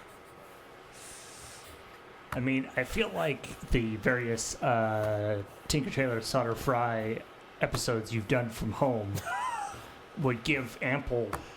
I mean, I can recall a few things even from the highlight reels. Oh yeah. That would give ample situation where sparks can fly, shall we say? Paul. We don't talk about the fire until it happens. I mean, we do have the. Let's make sure our parchment paper is pointing down. And we might want to... No, we don't need to adjust the... Well, maybe we'll find out. We'll all find out together whether or not we've got the parchment paper in the right alignment for the oven today. How about a coil? A coil? A pretzel coil. Pretzel coil. I'm just thinking about like other shapes a pretzel could take. I'm willing to put down... Why do we have to obey the pretzel conformity? So I think I have an answer to that. One of the things that's nice about the pretzel is it's the exterior. It's the skin that you get and that comes from the boiling in the basic solution. Right. So it does have to have some. Right. A coil won't have the sort of internal coherence. Yeah, well, it's not the internal coherence. It's it reduces the surface area because you'll be pushing the coil up against itself like that. Whereas this sort of crossed arm shape maximizes exposed surface area. Could do like a ring. Yeah, rings would be good. I wouldn't do a chalice style knot. Again, same problem. You're losing out on surface area there. But yeah, that is an interesting point though, because it's like if you don't want to just put in, like, you want maximum surface area, but you also don't want to just put it in sort of loose. Like, you want it sort of as a touching itself to a certain extent so that it maintains its sort of structure. Yeah. 1, 2, 3, 4, 5, 6, 7. Ah, yes, that's right. The sticks are one pretzel portion worth of themselves. The Mobius strip. Ooh. What's the shape of the I'm just thinking of like the amulet from Neverending Story. Oh, one of those Celtic knot type things? Yeah. Yeah. That'd be a tricky one.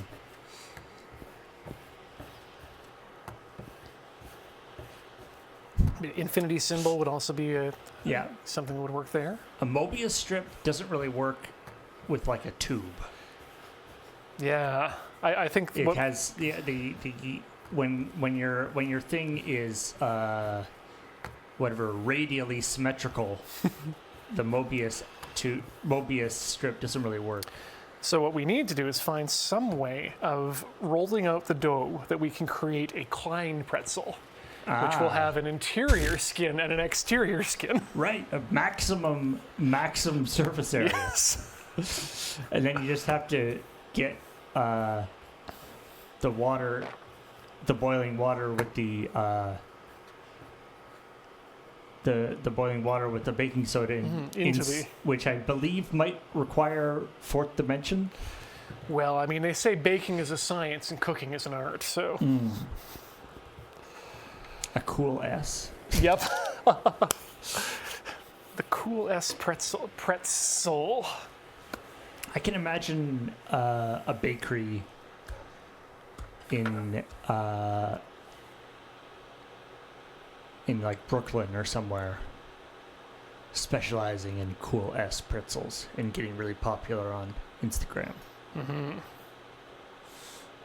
Okay, next step we've got here is to one by one place them into the boiling water for 30 seconds and then put them back on the sheet.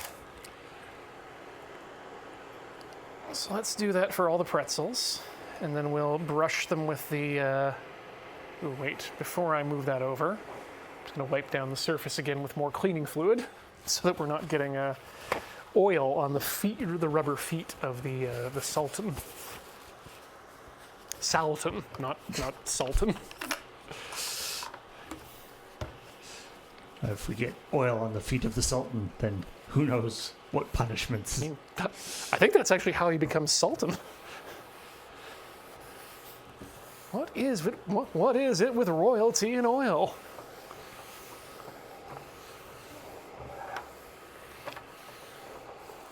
Actually, if I remember, I think King Prince Charles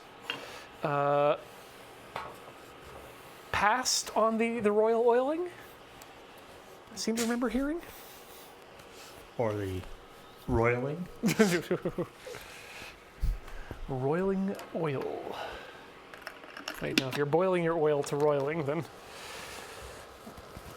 you gotta watch out. Okay, I think that feels clean to me. Let's bring this on over.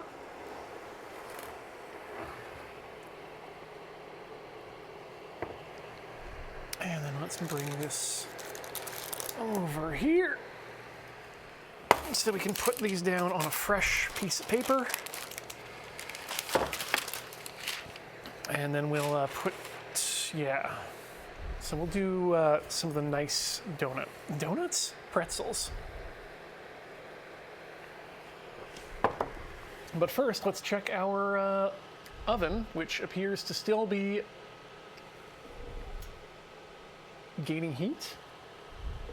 Well, I just heard a click, which generally means it either came back onto power or went off of power. Either way, that tells me that we're probably at the 450 mark, which is where we want to be. Let's also check in with our queso here. It's quite hot. Yes. Upper limits of the oven and whatnot. The queso is still pretty runny, but in fact, is it too runny?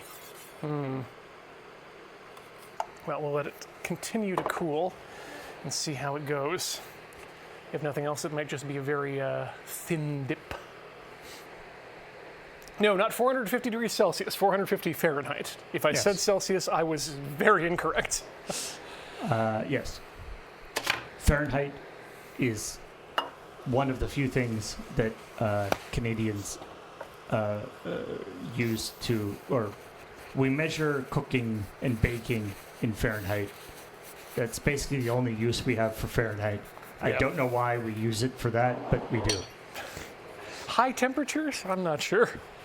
Regardless, we need to bump this up to 3 or 355 Fahrenheit to get that roiling boil.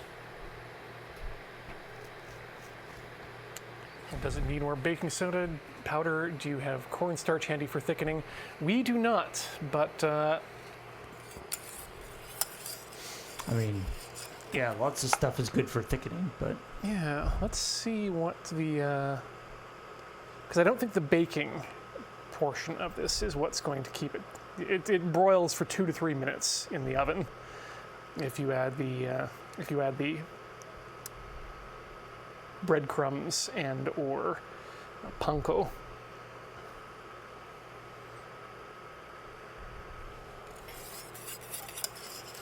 Yeah, I think it just might need more time to come down in temperature. I didn't bring a thermometer either, so we're on our own. Regardless, I think if nothing else, it's still going to be a delicious dip for the right. I mean, cheese. of course, yeah, you can always, add more cheese or add more. There's lots of stuff that you could add more of. It's all good. Cheese is probably what we would want to do, but 400. Crank the power. Maximum power. Maximum power! 1,800 watts. Which actually is a significant amount of power. That is. Good. Almost run a Radeon, or almost run a GTX 5090 for that much. So when I was looking through power levels of mixers, trying 500 watts is what I've got on here. Of course, the first thing that starts auto-completing when I'm typing out 500 watts is power supply. I mean, 500 watts is a fairly anemic power supply these days. Fairly low, yeah. Okay, so 30 seconds for each pretzel in the roiling boil. And that will just cook that outer edge and make it ready for pretzeling. I don't know. I don't know if this is going to roil any more than it already is. But I know that the baking soda definitely changes the composition of the water, shall we say. I mean, that's pretty, I would call that pretty royally. Yeah, I don't think it's going to get any more than that. I would call that royally roiling. Then let's get some pretzels in there. I'm going to get my timer ready, because while I am good at counting out 30 seconds, I am also on a stream and saying other words that aren't about making pretzels. In you go. Start that 30 seconds. So pretzels are going into the royal. Apparently we're just supposed to place them. What happens if I dunk you? Nothing particularly of note. Maybe I'll go face down on the other ones.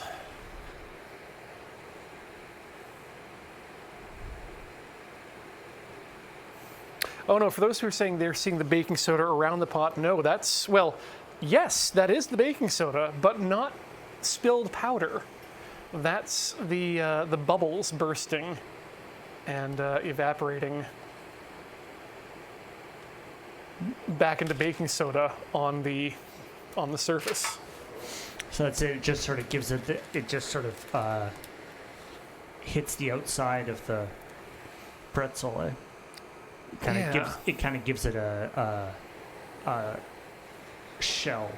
Yeah, a little bit. This is the same sort of process you would do with bagels as well, as you do a boil in a soda solution. It is, Marze says, it's a par cooking as well. But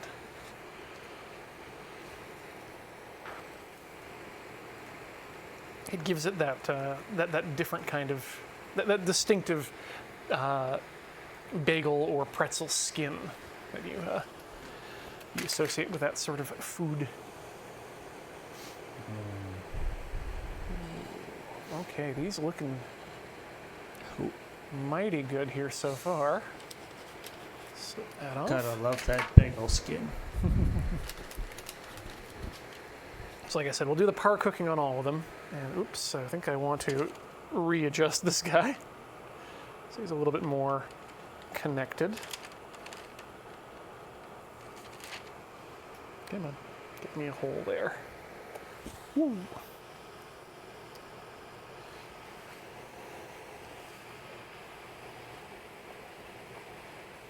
Now I wonder if it might be smarter to drain these on a rack, but.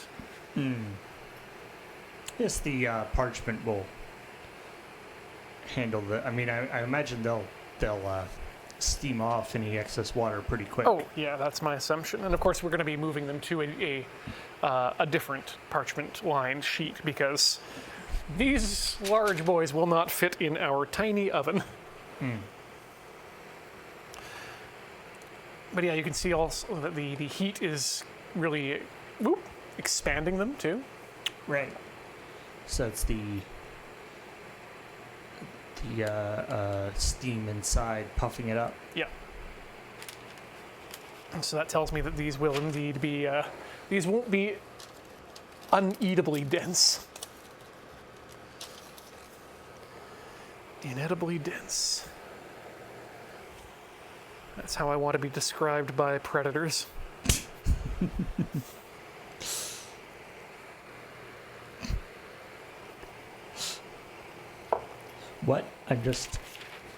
What situation, like they're having like a meeting about who they're going to eat, and they're like, no, don't go for that guy. He's inedibly dense. Yeah. I think it's. I've been listening to a podcast about Jurassic Park, and I'm just thinking, if the raptors get super intelligent, I just want them to know that I'm not good eating. Oh, that's a good size one right there. Is the podcast just about Jurassic Park, or is it just about movies in general? It's about movies, and they're going through the latter half of. You know what? I can say we don't do a movie podcast here. It's blank check with Griffin and David. Rather like them, but they've been doing a series on the early works of Steven Spielberg.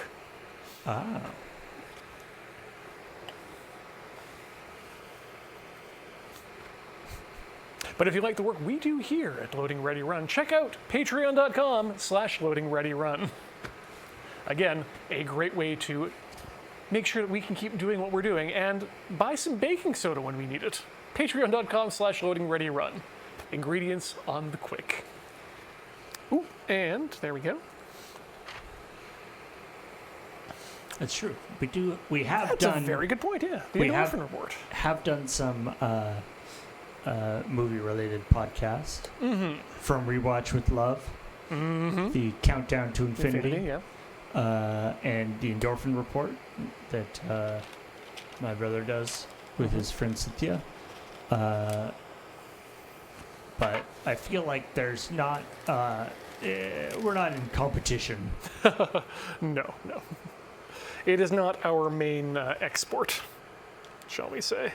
I don't think any of those shows have covered Jurassic Park. Although, I don't know, maybe there's the romantic nature of Jurassic Park.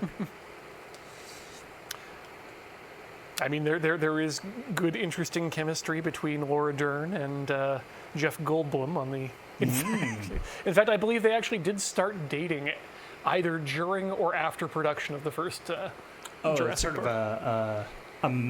a meta level romantic interaction, not actually in the movie, but surrounding the movie. Well, in the movie as well, at least, what's his name? The character of Ian Malcolm is absolutely trying to get it on with Laura Dern. Ah,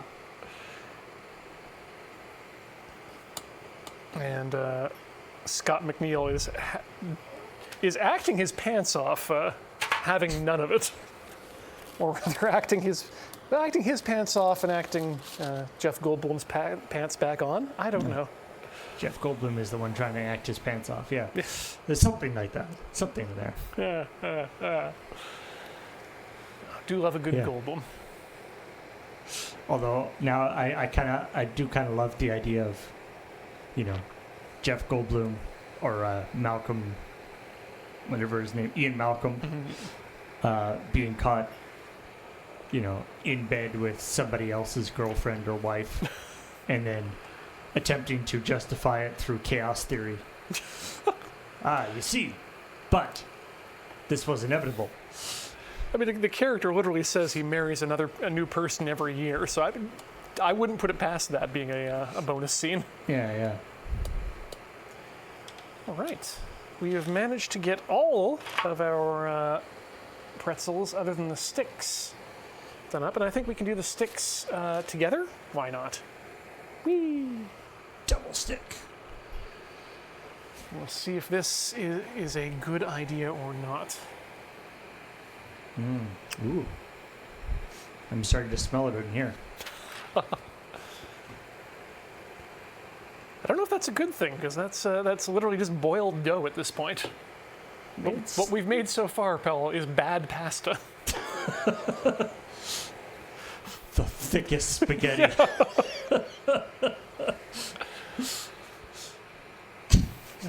Oof. Choncatini. Love it. Okay, that's, you know what?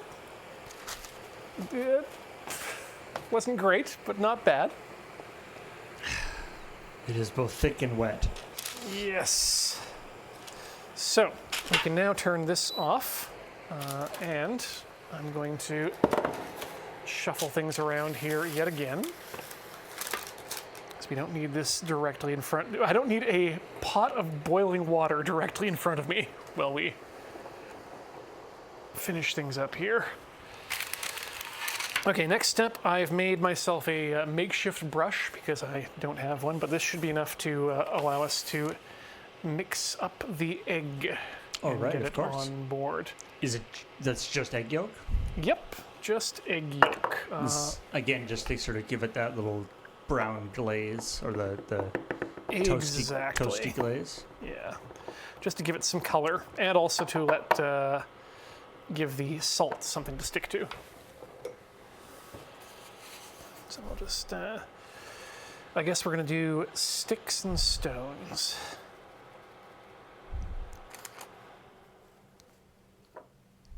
Oh, it's amazing how that just shuts itself off like that. Well, it's that thing where it's like, what you get that sometimes with like a microwave and stuff too, where it's like what you perceive as the sound of a microwave operation is actually the fan in the microwave. Like the physical act of microwaving doesn't actually make any noise whatsoever. It's just the fan in the microwave that makes the noise. Well, you can definitely hear when in the induction models, when It's just like a little buzz. when the magnetizer kicks on, you get that thud click sound.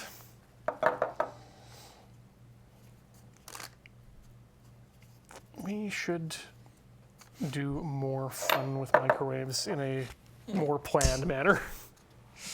It's the problem we ran into with that series is that the sort of quote unquote YouTube science content has reached the point where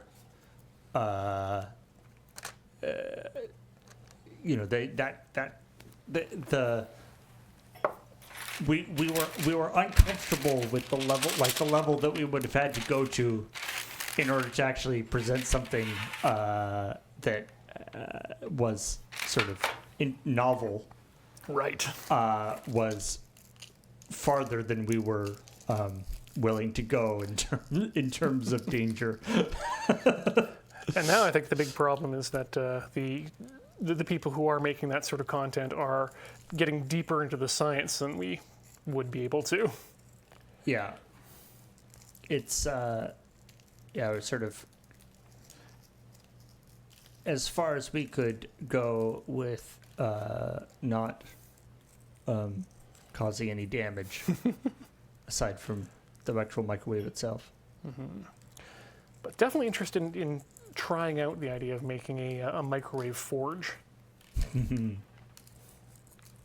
Melt some light metals. Well, yeah. I mean, I had a problem with my microwave at home where it was just, a sort of over oven microwave, but it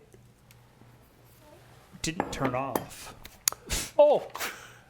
So Oh no. I had this, so, I just was making some, was heating up some pasta or something, or leftovers. Mm-hmm. And, I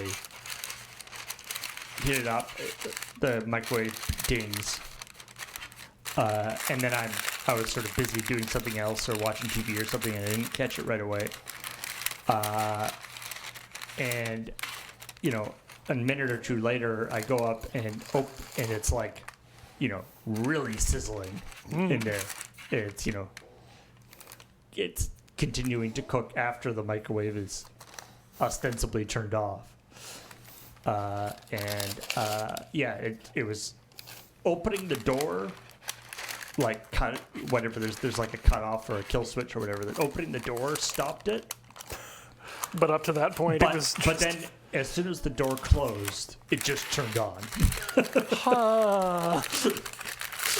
Don't like that very much at all. Yeah, and so I told my landlord and stuff, and they were like, "Oh yeah," and they got it replaced. But the guy, when I turned it off on turned off the breaker for it just to make sure. When the guy came in to replace the microwave, he was, he sort of tested it out, and he was like, "Huh." He's like, "Do you know how many safety things are in a microwave to stop it from doing this exact thing?" And yet, here we are. Well, we got the pretzels in the oven. They're going to be in there for the next 15 minutes or so. Let's check back in on the cheese sauce and see how that's coming together. I might actually grab a small spoon and give it a little try here. It feels like it should be.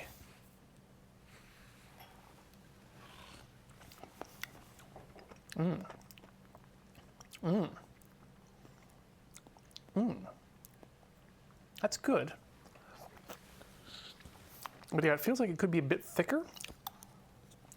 It is a bit,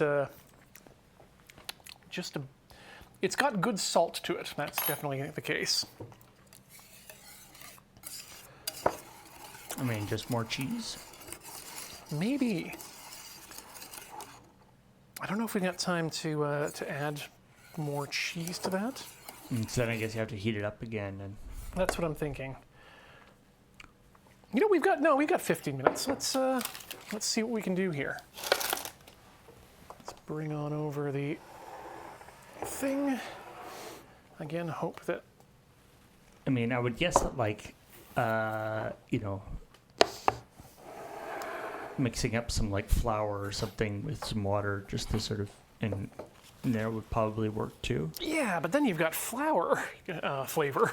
That's true. This is the magic, supposedly the magic of the sodium citrate is that it can make it work on its own. That seems like a good amount. That's not cutting the plastic. There we go. We're through now. I'm gonna have to get you back into a refrigeration soon, my friend.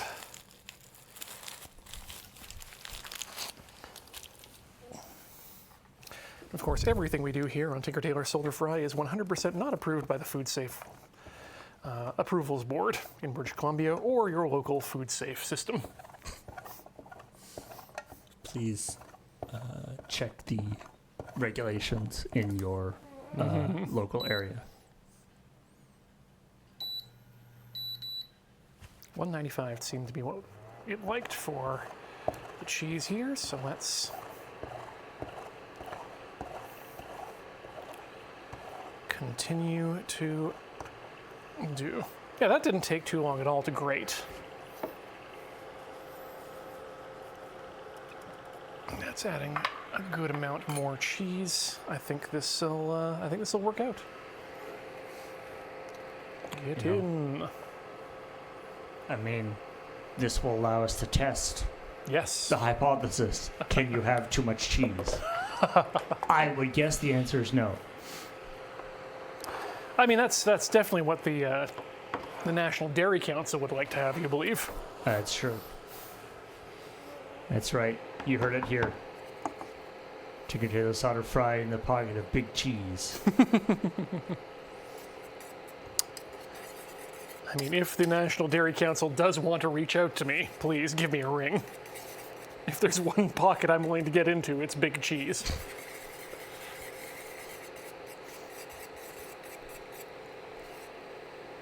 So yeah, adding more cheese definitely does immediately thicken it up a bit, but we need a soup-like homogenate of cheese rather than just a mechanical mixture.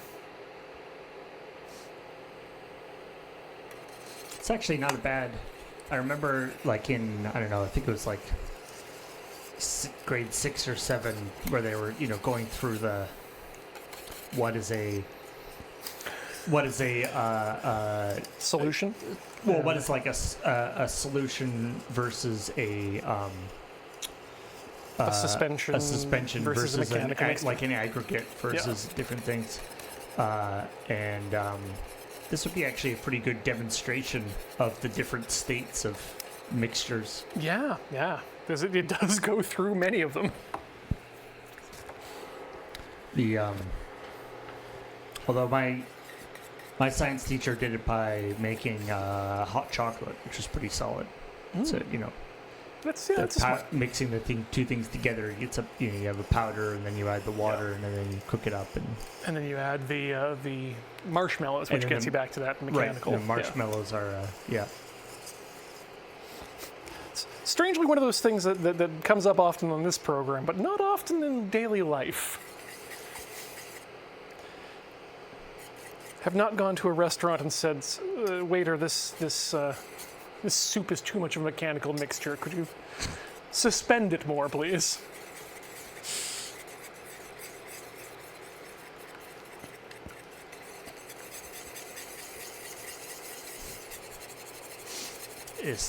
This soup is not nearly suspended enough. Someone asked earlier about putting an emulsifier in it and by adding some American cheese. And that's actually kind of the opposite of what we want to do at this point, because the American cheese would not emulsify it so much as it would cause more of the sodium citrate style breakdown to occur. Just sort of the opposite of what we want.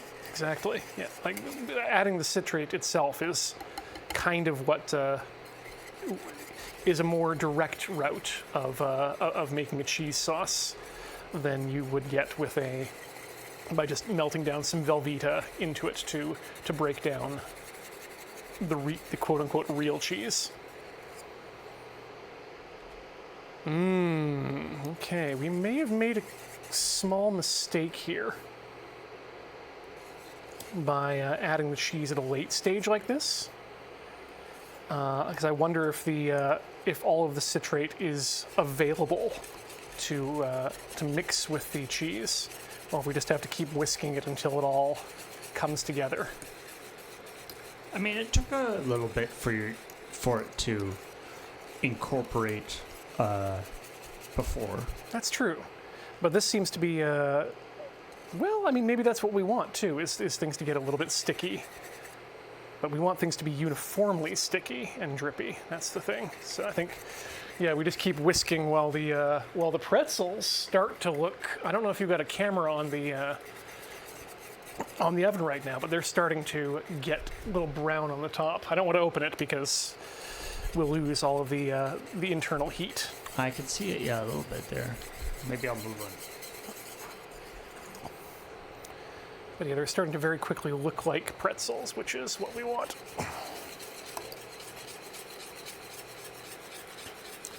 Worried we might need some extra height there too to get in there. Unsure.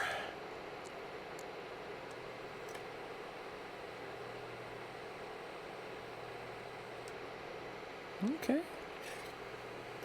Get some good string. It's starting to come apart. I guess, yeah, as always, trust the process. Trust the queso. Oh yeah. Can really see it. There we go. Those are taking on a really nice, the combination. So it's the combination of that, the pre-boiling with the baking soda and then the egg wash that really gives it that nice brown. Yeah. And we've got 6 minutes left on the timer, so they're only going to get a bit browner too. Although I may take a minute or two off the end if they're starting to look like they might end up getting a bit burnt.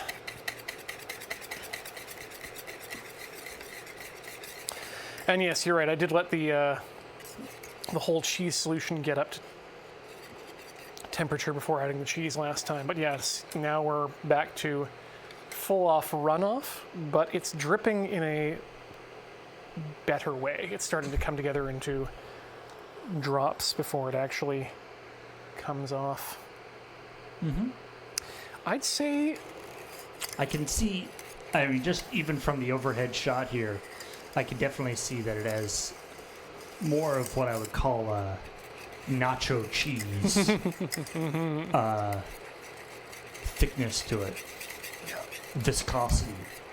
I think I'm going to take this off the heat now and maybe even pour some into some small serving bowls just to let them cool down at a rate that's going to be quick enough to eat. So it might end up getting thickening up a little bit quicker in the servers.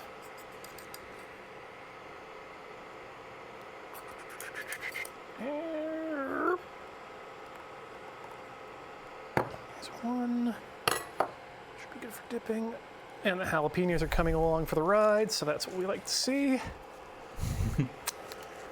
Whee! Okay, so there's a couple bowls of queso. Ooh, they are noticeably warm, so we'll just let those be for the moment. Is there a? I guess you could move the pretzels down. You know, remove the rack down if it was getting a little too dark on top. Yeah, because there are heating elements on both sides, so I think we're technically in the middle, or as close to it as I think as we can get on this oven. Yeah, I think so the recipe suggests 12 to 14 minutes. I put it on for 15 minutes, thinking that A, because it's a lot easier to push one button to get 15 minutes, and B, thinking that this tiny oven might not have the power to do a full, to do it in the allotted time. But yeah, I think once we hit 2 minutes left on my watch, which is a minute and 22 seconds from now, that's going to be optimal pretzel situation.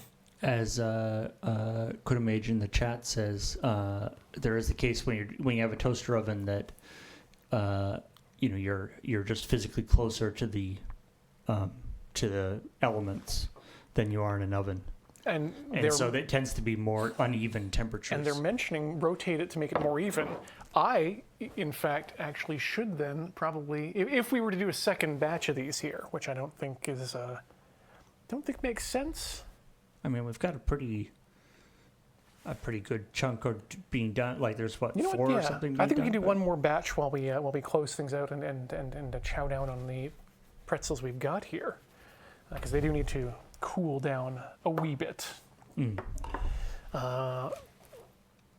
But what I'm going to do is turn the convection on in the oven, Oh ho! which Should speed things up too. yes, which trendy people may refer to as an air fryer. Is that? I guess that's basically the same thing, isn't it? It's what they are. They're just a heating element with a fan on them, which is what a convection oven is. Except it's a different, A form factor is different can be form different. factor. Yeah. You can't really put oil and stuff in a toaster oven in the same way that an air fryer. But But, we are now good to time. Those look fantastic. I left the hot glove on top of the oven, and now the hot glove is too hot to put on. there's a label Yes. on the outside of the glove. It says hot. You know what? Let's. I'm That was just going to sit on this. That's always the best way. yes. Absorb the heat with your butt. Yep, and the chair. And now we're going to go over to the other side. Make sure your buns are toasted evenly. Exactly. And that still leaves a minute on the timer, and those are still looking fine. I will say yes, the moon base does smell quite a lot like a delicious pretzel. Yes. Okay, right down the table. Oh, look at that! Oh, I mean, that's basically exactly what you want in terms of the Yeah. color. that to me says pretzel immediately. So let's get those off the pan. And unfortunately, we do not have the wire rack with us today, but that's okay. We're going right into eating these. Don't touch the pan with your hand, Ian. There's a certain aspect where like it looks like it's getting too dark, but the inside of the oven is quite dark, so you're sure Yes. it's not a perfect. There was a bit of stickage to the bottom of the pan there, so I'm going to swap out some new parchment before we get the next ones in there. Timer just went off.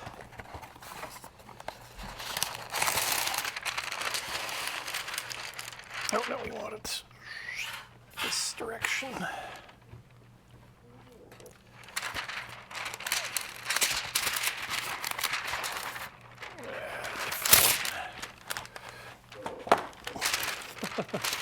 Someone says we can fake a wire rack with chopsticks. Well, we went over that earlier in the show. There are no chopsticks in the moon base. And I think I'm just going to have to fix that for myself, because occasionally we'll get lunch from a place that, in my opinion, should be eaten with chopsticks. And then I'll always go to the cutlery drawer and discover, yes, there still are no chopsticks. And we don't often get the chopsticks with the food, so. It's some. Oh yeah, it's some Okay, I guess we got food money shot there. I guess we've got 2 more batches to go here, because I can't really think about getting all of them onto one. But this time, I'm going to leave that off, and let's try convection. See what that does for us. Here we go. Goodbye. Actually, if anything, that's going to block the convection port. So let's spin that around so the paper isn't in the way of the fan. Great. Okay. How to go about... Oh yeah, the easy way to do this. Who needs a plate when you've got just a piece of parchment paper. Ooh, yep, these are right ready. If you want to come and grab some pretzels and cheese, Paul, I have a, yep, touchable selection here for you on the side of the table. Ooh. They're so soft. Oh yeah, and just that fresh out of the oven warmness that's not going to burn you, but is absolutely going to make that flavor sing. Switch to the wine shot. Yes.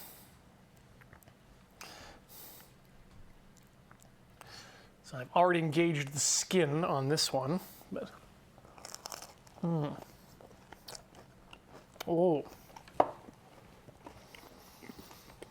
All right.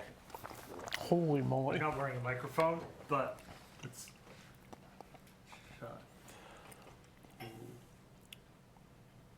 Well, that's about right in terms of. I mean, it could be a little thicker on the queso, but it's not bad. Once you break the skin, it gives a nice coat. It's not like your jarred queso, but it's flavor-wise, it absolutely does the job. Oh yeah. Oh yeah. Yep, the egg wash definitely gives it a nice coat. The kosher salt is a perfect addition. The bottoms are nicely crisped up as well. And just, yeah, the slightest amount of still a bit of white bread edge crusting where it hasn't browned up from the, this is, I would say this is a 100% success. Indeed. Like I was saying, the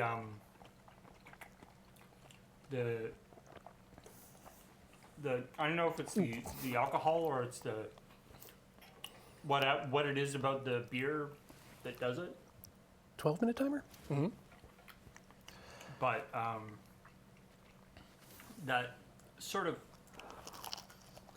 is almost sort of sourness. Mm-hmm. Really makes the queso really Yeah, nice. enough. A little bit of it's coming from the sodium citrate, Right. because it has a bit of that sourness to it. The beer's got, I think what the beer is adding is a complementary bitterness to the sour that goes there. And then you've got the sour heat from the jalapenos. And at least for me, yeah, just about right in terms of the heat for the jalapenos. Yeah. My. Mm-hmm. And gotta say, stick form for pretzel, not bad. I mean, the person who mentioned it, from a strictly from like a dipping utility point of view, Makes perfect sense. I mean, I think aesthetically, it's hard to beat. A really nicely, set up. But if we're talking compatibility with dipping, Very much is so. the way to go. Yeah. The other thing that I could possibly see myself doing is making hot dog buns out of these pretzels rather than cutting it into two pieces. Just one slightly shorter log that is then pretzeled on the top and bottom and then cut open for. I'm not like a big fan of the standard like pretzels, like the hard baked ones, like a bag of pretzels. It's not something that I really enjoy that much in general. But of course, this is something very different. Oh, I mean, yeah, hot bread is never. I mean, rip to those of you who unfortunately have the celiac, but hot bread is one of the. There's a reason it's shown in media as being something that's desirable, fresh out of the oven. Yeah. One of one of these pretzels or one of the sort of stick ones would look very much appropriate sticking out of the top of a grocery bag. I'm actually amazed as well at how much this tastes like a hard pretzel, while still being soft and pleasant to eat. Like, is that just the salt? The salt you definitely need to get that pretzel flavor, but I think it has more to do with the boiling in that baking soda. But like, what's like other than the shape? What is ultimately the difference between pretzel and bread? There's a dark flavor to it that like it's a toast. Toast is probably the best phrase, and that probably comes from the toasting of the exterior. And the toasting of the exterior probably is made easier by the boiling in the thing. I remember one time I was at I got some bagels at a bakery, and I went home and ate them, and it was the only time they were not bagels. It was like bread in a bagel shape. Oh no! But it was weird. Like it made me think, like, what is this? What is different in this that makes me Reject it? Reject it. Yeah, it's like it's still bread. But some like it's like it made me realize that like I don't actually know what it is about a bagel that makes it a bagel. But whatever it is, these things don't have it. Well, I think what I've discovered here from doing these pretzels is that I'm absolutely going to have to come back and do a bagel episode with this. But I think what I'll do for that is I will mix it. I'll have to wait until I'm looking to do another set of not lox, but the cured salmon with sugar and salt, gravlax and dill. So we can have ourselves some fresh smoked-ish salmon with bagels. Isn't gravlax the stuff you take for upset stomach? Very close. And the problem is I can't actually remember the name of the brand now.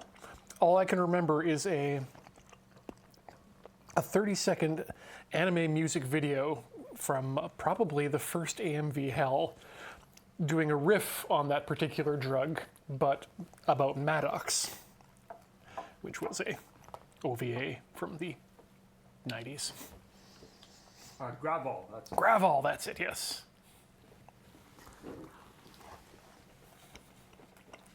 You know, Gravlax is a salmon preservation technique using salt, sugar, and dill rather than smoking. Is that like a traditional thing? Mm-hmm.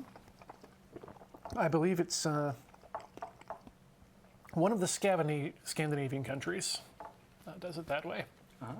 Interesting. I mean, I think some of them also do it smoked-wise, but this is just an alternate preparation style. It's despite the sugar, it's not really any sweeter than. It's not like a candied salmon. But it eats a lot more like a smoked salmon, but without the smoky flavor. So now, saying that you're saying bagels. So this is very obviously a bagel is quite a bit denser than this. It's quite a bit fluffier than a bagel would be. Well, and I think I don't want to talk out of school against the tribe, but I believe that's due to the non-leavened nature of the bagel. Whereas this, as we remember, was super yeasted. Oh. There's a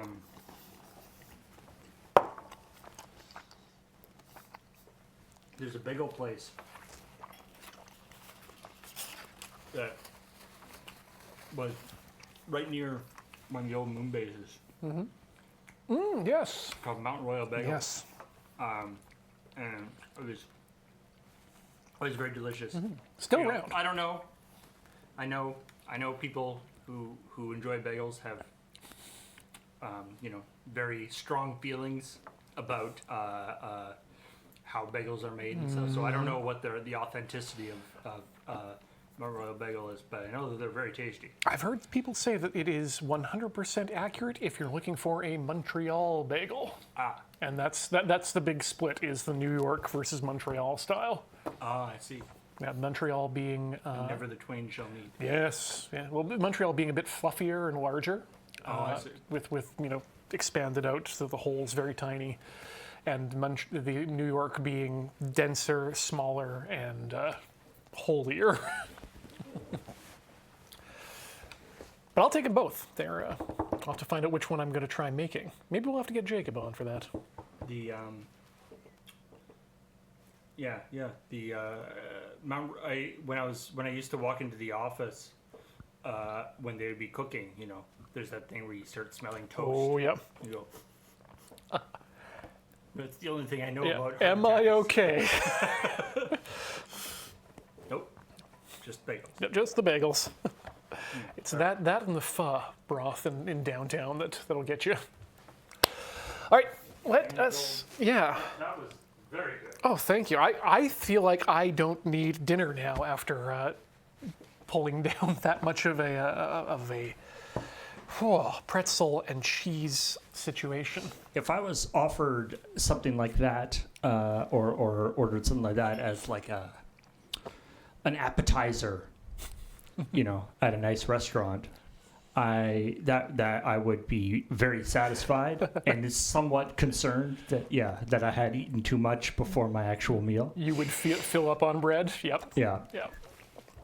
No, this has been a fantastic success all around. I'm killing time here because I want to get these out of the oven and the other ones in here before we start wrapping up the show. But this has been a spectacular success, in my opinion.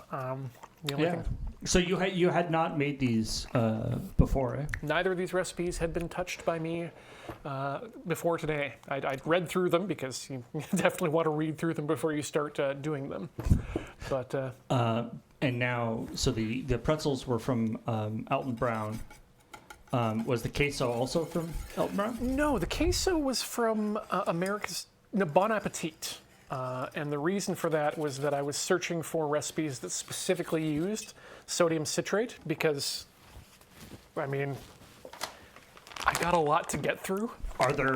There's other ways of making queso? Yes, yeah. Some of the recipes will use just regular cheese without any sort of chemical components. Some of them will add Velveeta as their method of softening the natural cheese down into a sauce feeling like this. Right, which I guess Velveeta is effectively the same thing. You're just doing it in another form. Yeah, it's American cheese just in block form, really. And it does work if you don't want to buy a bunch of sodium citrate. But if you're making a lot of cheese sauces like this, and if you're looking to make slices, grab a bag and split it with your friends. There's enough for everyone. Someone was talking about working in like a lab where they had sodium citrate and that, decades old sodium citrate, like it doesn't No, but it doesn't go bad, like it's just sort of stuff. That said, if you do work in a lab, I would. Food grade versus lab grade is different. Yeah, it's probably fine, but I don't have a large amount of liability insurance. So you use the chemicals safely and as intended. Yeah. Come on, 10 seconds, that's close enough for me. So let's get these ones out and see how we did, because they need to cool down a bit as well. But these are looking, just as fantastic as the last batch was. And I think that convection... So did you decrease the time because you had the convection on? No, I left the time the same as the last. Oh, okay. Or at least estimated. I forgot to set the timer after I put them right in, but got a pretty good internal clock. That said, these look like they're not sticking to the bottom either, which is more than I could say from the last batch. Looks like you've got that thing that's always a good sign, that sort of split going on. Yeah, that really tells you that it's opening up. Okay, let those go. And I think we can do another round on this paper here. So let's get those in. This time we might need a little less time just because there's less thermal mass in the oven. But we'll see how it goes. Or at least I'll see how that goes, because I think this is gonna do it for this episode of Tinker Tailor Solder Fry. Set a 14-minute timer. I want to thank everyone for watching us as we put together these recipes. It was a great time. Super happy to have you with me. If you're just watching, if you're watching on main screen content on your TV or on your computer, if you're in the chat chatting with us, or if you're just lurking, or if you're watching on YouTube after the fact, so happy to have you here with us. Don't forget that if you want to support us, the best way to do that is over at patreon.com/loadingreadyrun. We really appreciate all of y'all who choose to support us that way, and via the other methods you can support us, either at youtube.com/loadingreadyrun or the various other channels there, or at twitch.tv, where we broadcast almost daily at this point, if not completely daily. Thanks so much everyone for watching. We'll see you in a fortnight, never in fortnight, ever forward, learning out of spite. Good night.